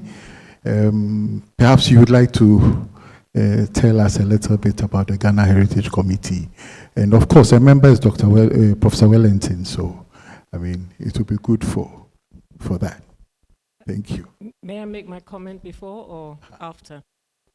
No, please go ahead. My name is Estelle Apia, and I'm a lawyer, and I write legislation. So I was very happy when I saw the heritage policy, and I'm concerned about next steps. We have the Member of Parliament here, and she's made reference to a private member's bill, but I feel we must be very realistic about our vision, because when we draft legislation, the legislation has to have an object and the functions, and normally we set up an institution and so on and so forth. And whenever we listen to the media, we always hear government should, government must, we're waiting for government. So I think we need to be very practical about our vision and what we're thinking about and how it can be done, if indeed we want it to result in a suitable outcome to preserve our buildings. So it's just food for thought. What exactly do we want? How can we achieve it? And where would the resources come from? I think these questions are very key. Thank you very much.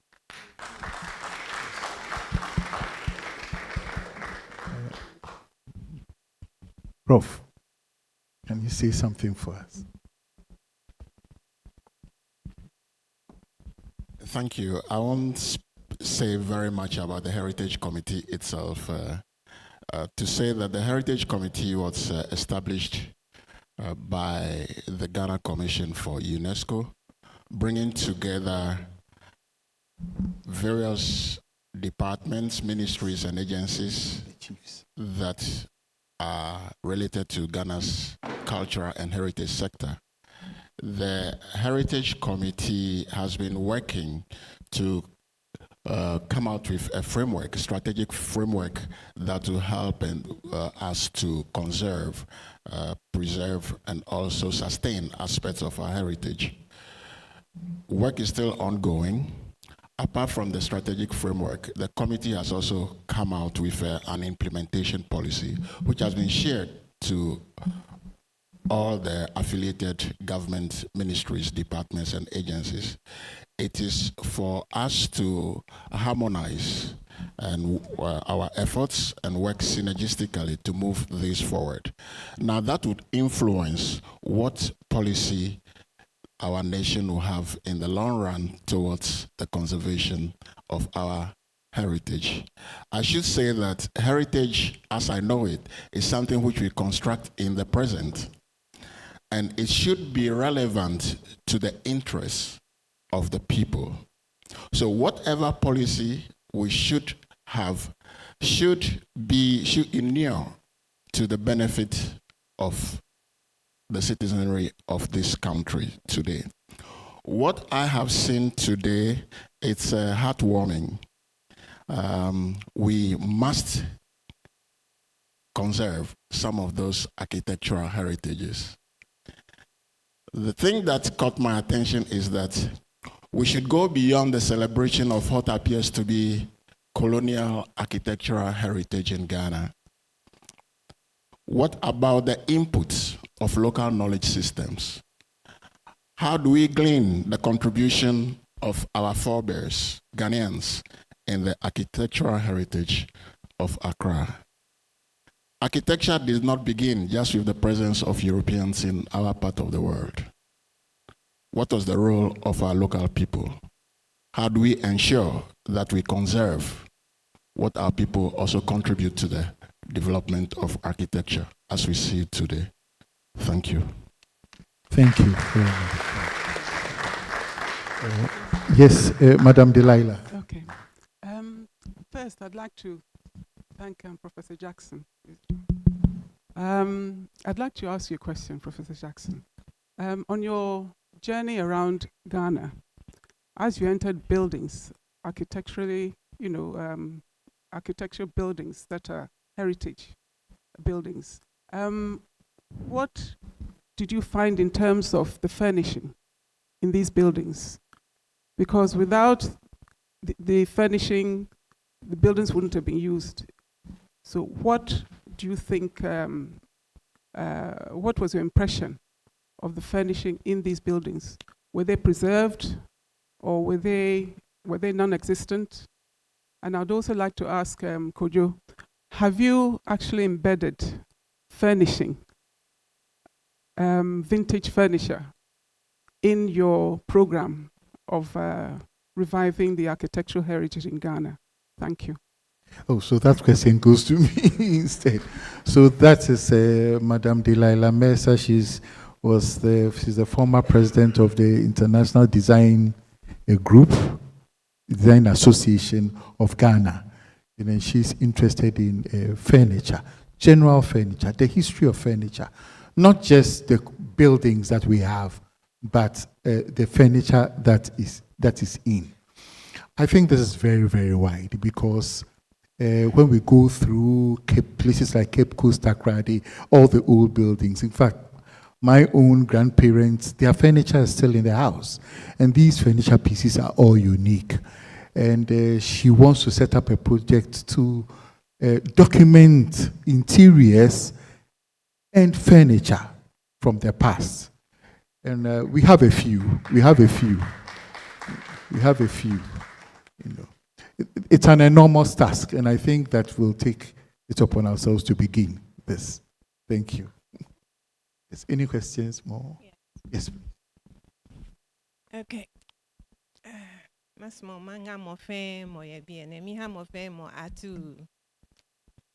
I just started by saying welcome to everybody here in Ghana. As a Noya Manye, I'm a Queen Mother for Development. I'm in Accra.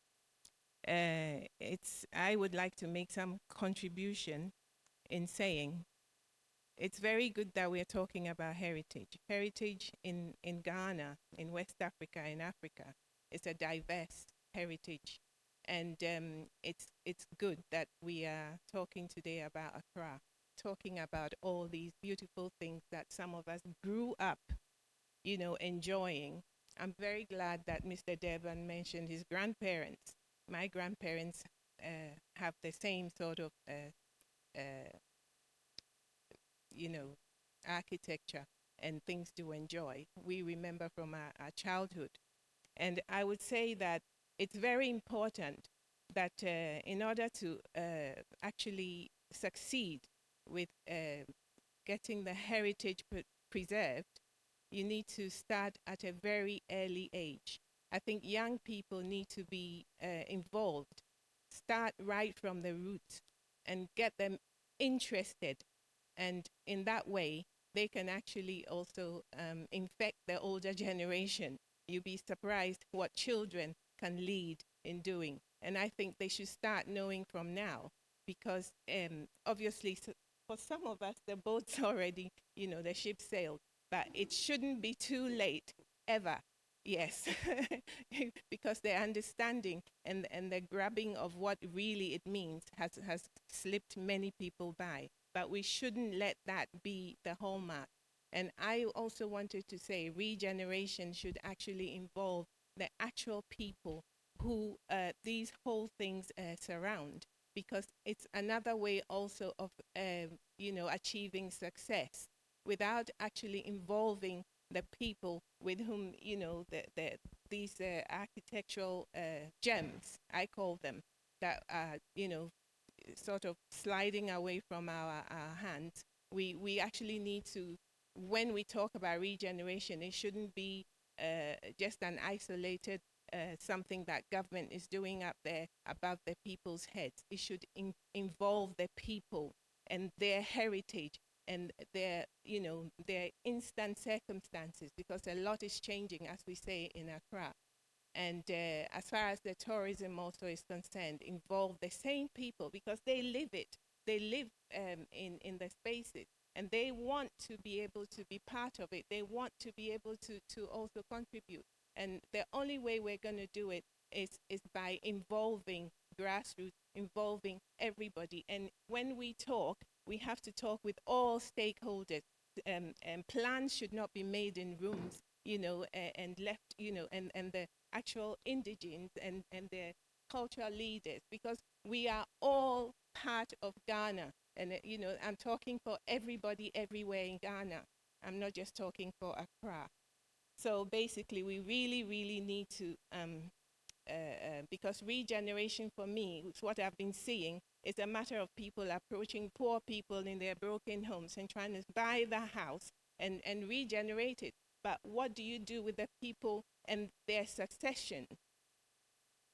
We really have to do it in a sustainable way that will actually bridge the gap from the old times to modern, and to take us forward. And I'm very, very grateful to Zaneto for mentioning the preservation bill, or whatever it is. I'm not a legal person. But could we please add trees as well? Because we need to add trees and any other things that we know, you know, are of benefit. Trees are, obviously, we all know why we need trees. We spend millions every year trying to plant more trees. But then we get up of one day, we want to make this, you know, expansion to a road, and you see thousands of trees that we grew up with. I nearly wept when I saw the ones on the Labadi Road. When I came back, they used to be in the central guard in the road. These trees have been there since my mother's and my grandmother's childhood. You know, I grew up, you know, trying to go in and out of the shade and, you know, that kind of thing. So I really, truly shed tears for those trees when I saw they were gone.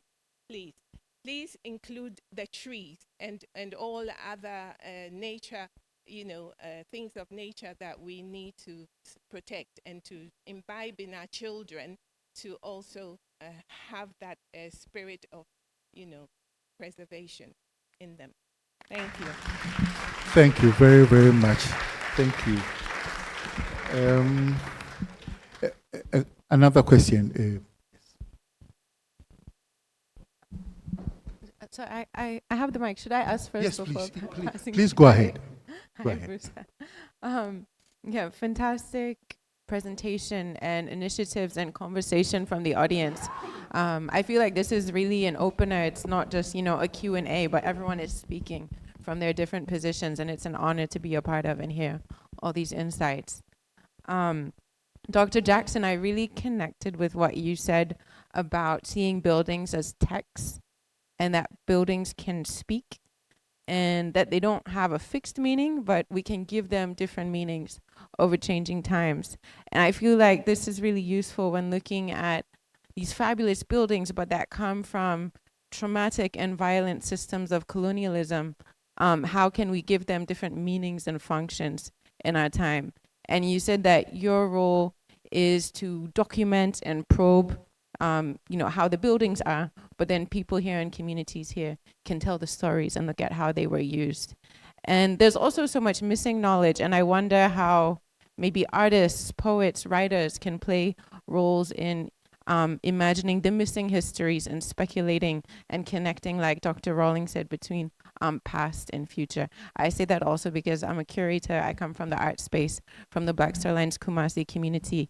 And I think there's so much potential for connection across the arts and architecture and politics. Okay, thank you. Thank you for the question. Yeah, you. But before Ian answers the question, Honorable Zaneto needs to leave for an urgent assignment. We thank you very, very much. You know, we thank you. We don't know what more to say for your support. You know, for this program. You know, to think that I just spoke to you for 2 minutes and this, I think you must have read my brains. I thank you very much. Take leave.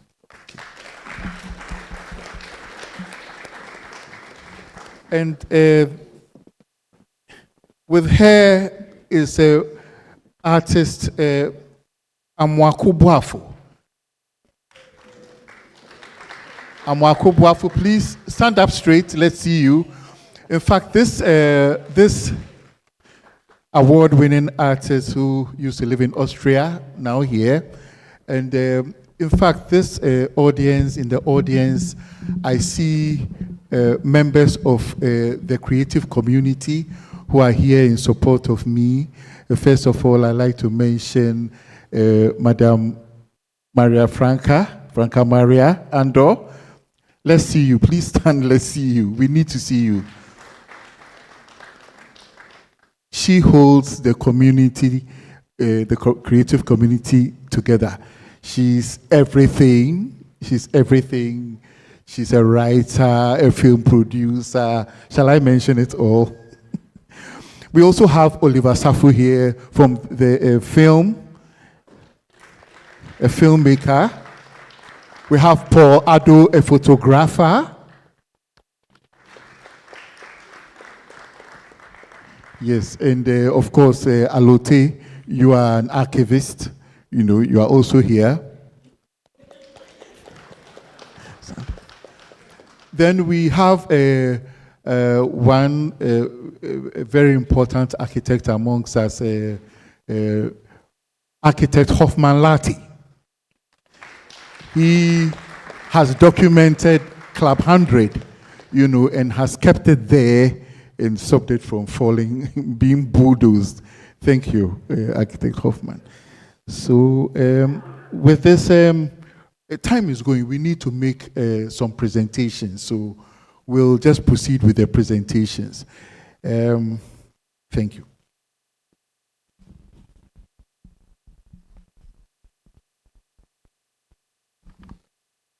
Tonight, the Ghana Institute of Architects and the Center of Architecture and Art Heritage would like to honor a fellow of the Institute who has in this generation championed culture and heritage in architecture through his teachings as a lecturer at KNUST and even well after retirement, continue to serve on governmental and international committees on the subject of culture.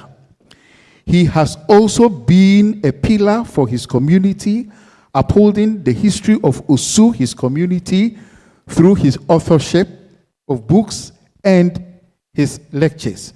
We now call on Professor Ni Ajiri Wellington to receive an award from the Institute in recognition of the honor bestowed on him and by extension all architects in Ghana as a recipient of the Order of the Volta State Award.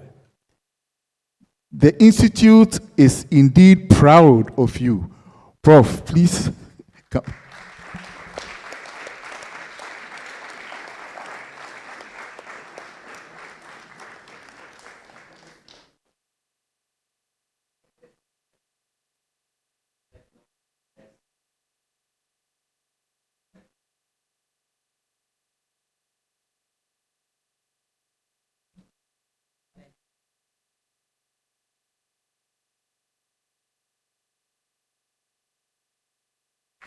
The Order of the Volta is the highest of the professional services to the country, and I asked him to don, you know, his regalia for the Volta of the Volta, so that we may take pictures with him after the ceremony. Now we want to give the Institute wants to give Professor Jackson an award. From the Ghana Institute of Architects to Professor Ian Jackson, in appreciation of your contribution to the corpus of knowledge of Ghana's architectural heritage.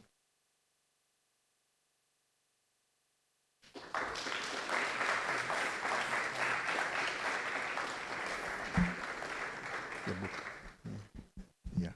Now, Professor Jackson also has a presentation to give us. Just a minute, let me bring it. This is the book he was talking about, Sharing Stories from Jamestown. And the presentation will be made to the president of the Ghana Institute of Architects from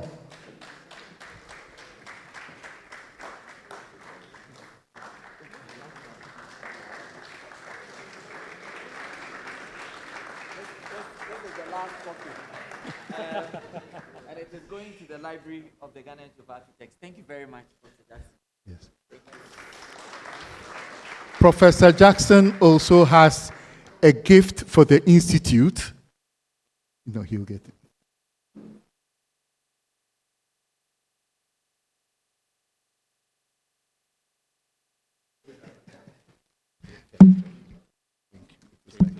Yes, so we'll open it.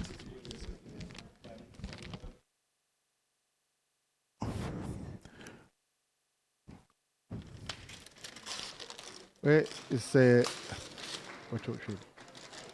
where's the president of the institute?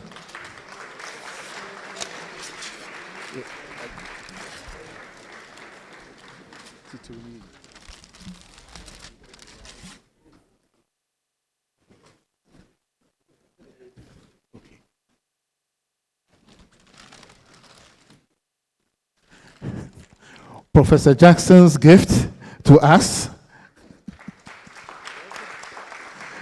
So, this is for the Ghana Institute of Architects office. Professor Jackson, thank you very, very, very much.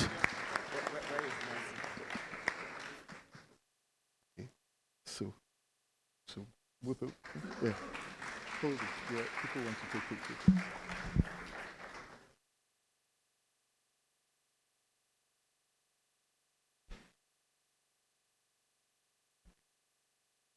Thank you. Thank you. Now we'll have some remarks from Professor Wellington on the whole lecture and heritage in Ghana in general.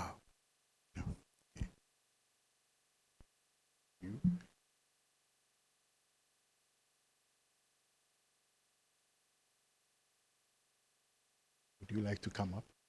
Okay.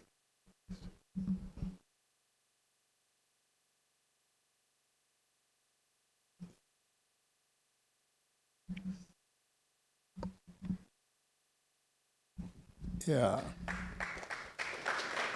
Thank you very much.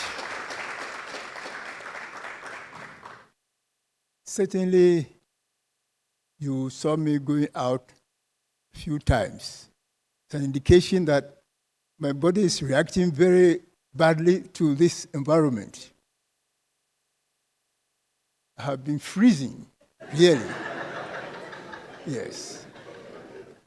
And if British Council has been in Ghana for 80 years, they should have adapted to the environment by now.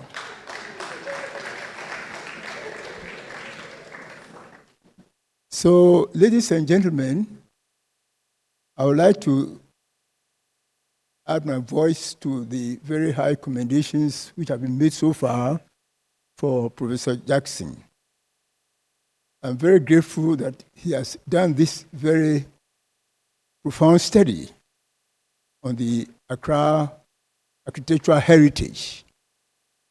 I've learned a lot this evening from his work, and I'm very grateful that he had decided to do this study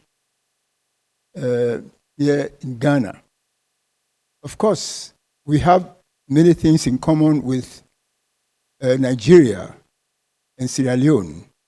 So I count it to be a privilege that you decided to focus your study on Ghana. Now, let me express my gratitude to the Ghana Institute of Architects for this award they've given to me. Most of the members of the Institute today were my students. So I'm very delighted that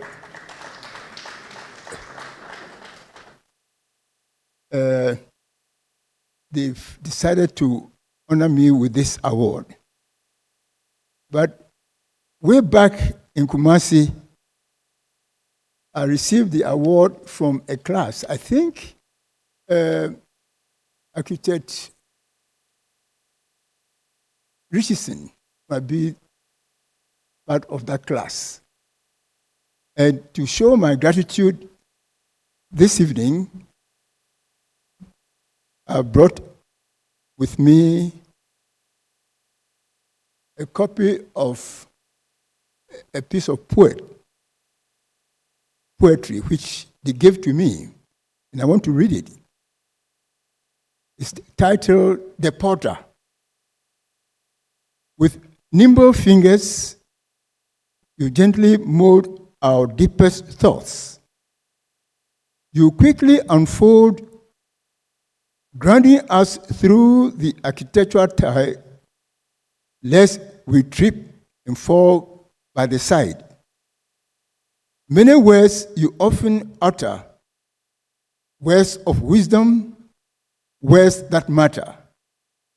Grooming, kneading, hidden to the core, making prized vessels of us all. We love you, Wele.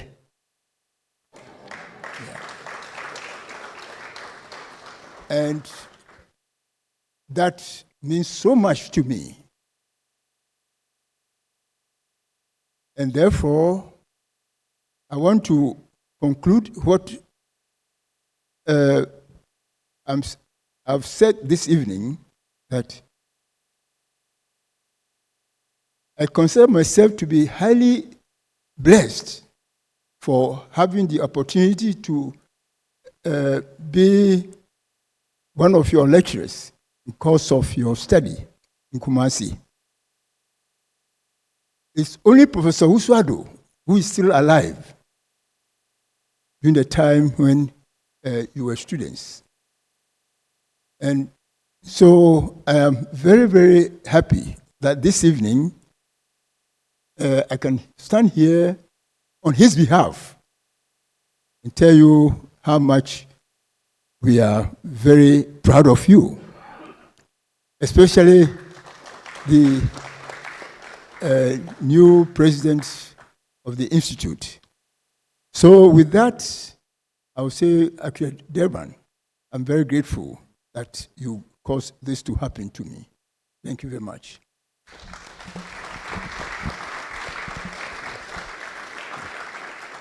Thank you, thank you.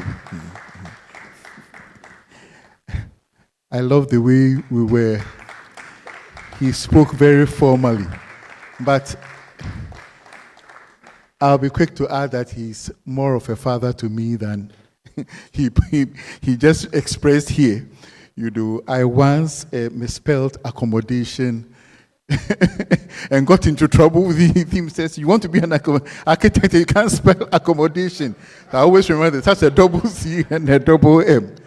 And apart from that, I've followed he's been exemplary to my life, and I've followed him into the field of heritage. And he has taken me through parts of Accra and opened many doors for me to really understand heritage in practical. And basically, everything that you see here this evening, I can say is because of him. Thank you very much, Prof. With that, we've come to the end of this evening's program, and we would like to have a word from a traditional elder, His Royal Highness Ni Note Opimbo Agbu II, Kutubabi Manche. to speak to us on behalf of the Osumanche Noche Ni Note Uwu the Fourth. Please. Thank you very much.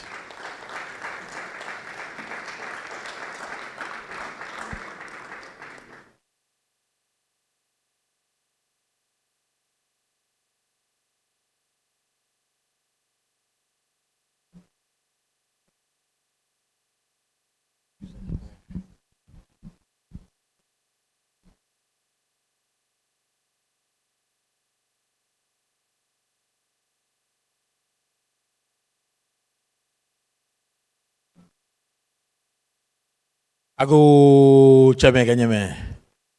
Nyefani wache ba fun bi amefio.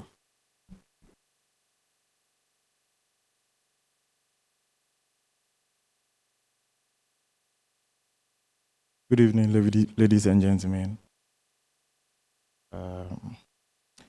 Mimba manye ni mename.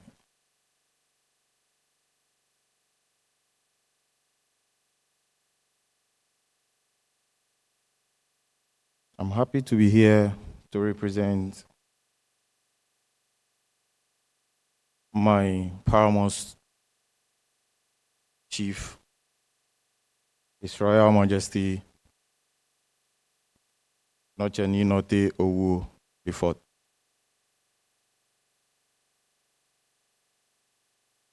As have been mentioned, this is Osu, the home and host of everything Ghana, and I welcome you all.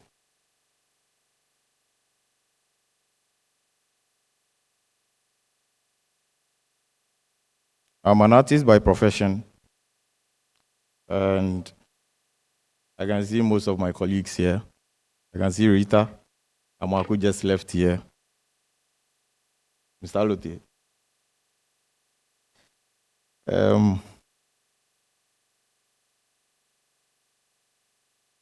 There I say artists and architects are branches of the same tree. The Ghanaian architecture gives us an identity and tells us our story. For example, the story of Ghana cannot be told without the Osu Castle. It also cannot be told without the Blaster Square. Neither can it be told without the Kwame Nkrumah Museum, because these embody the different phase the country has been through. Beyond all has been said here today, I would like to say if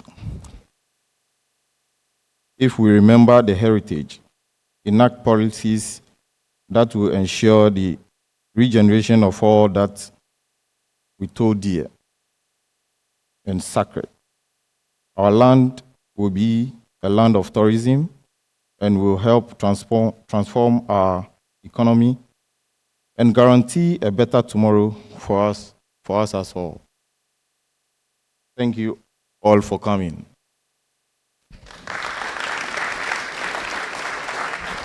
Thank you very much.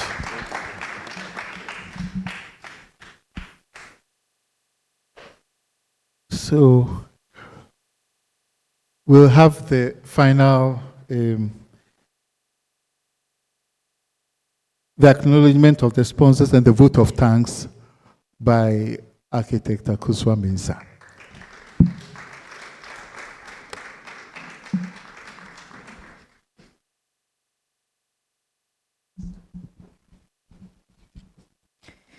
Good evening, ladies and gentlemen. It's been an honor to be part of such an important event. On behalf of the Center of Art, Architecture and Arts Heritage Ghana and the Ghana Institute of Architects, I would like to extend our heartfelt gratitude to our speaker, Professor Ian Jackson, for coming all this way to share his work with us. To be honest, just as Professor Wele said, I learned so much from your presentation. There's a lot of hidden gems inside our country that we are not even aware of, even as professional architects. So this was very eye-opening for all of us. We would also like to extend our gratitude to our esteemed guests, Nime, Kename, our traditional leaders, our honorable ministers, and members of parliament who attended, the invited cultural institutions who accepted our invitation, members of the diplomatic corps, the academic institutions, the students of KNUST and Central University, allied professionals who joined us, and last but not the least, all our wonderful sponsors. This is such a special occasion. Apart from our usual sponsors, Design 233, we had various architectural firms also sponsoring this event, which we are so grateful for. Thank you, everyone.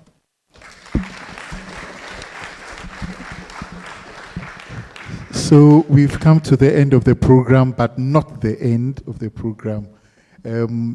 We have refreshments outside for everyone that came.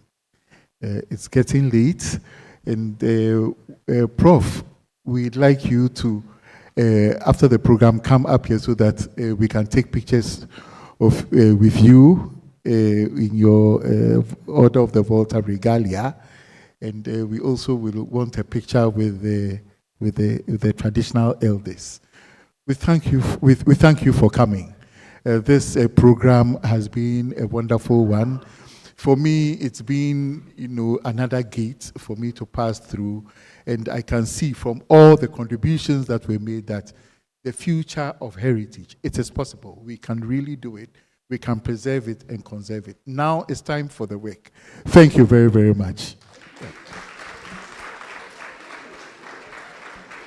Oh, God. Thank you. Thank you. Great. Good fun. Thanks for this award. It was really unexpected. Well, thank you. Fantastic. I'm really proud of this. Thank you. Thank you. You really deserve it. You deserve it. Yes. Thanks for inviting me. Okay.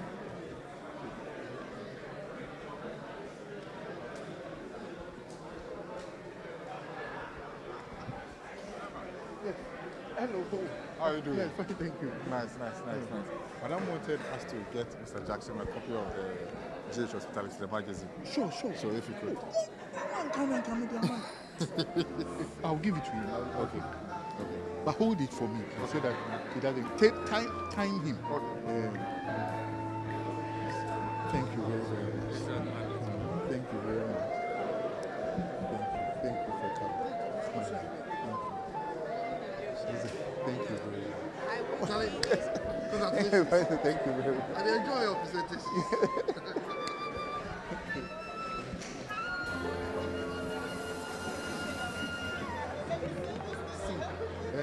I thought you were out there. That's why I didn't bother, because I thought you were out. I didn't know you were here. I came back to Ghana on Monday, so it's my first. This was wonderful. I should have called you. Right? It was very good. Yeah, we should talk. Yeah. Bella was by me, so I said that now we are coming on. This is my sister, Nana.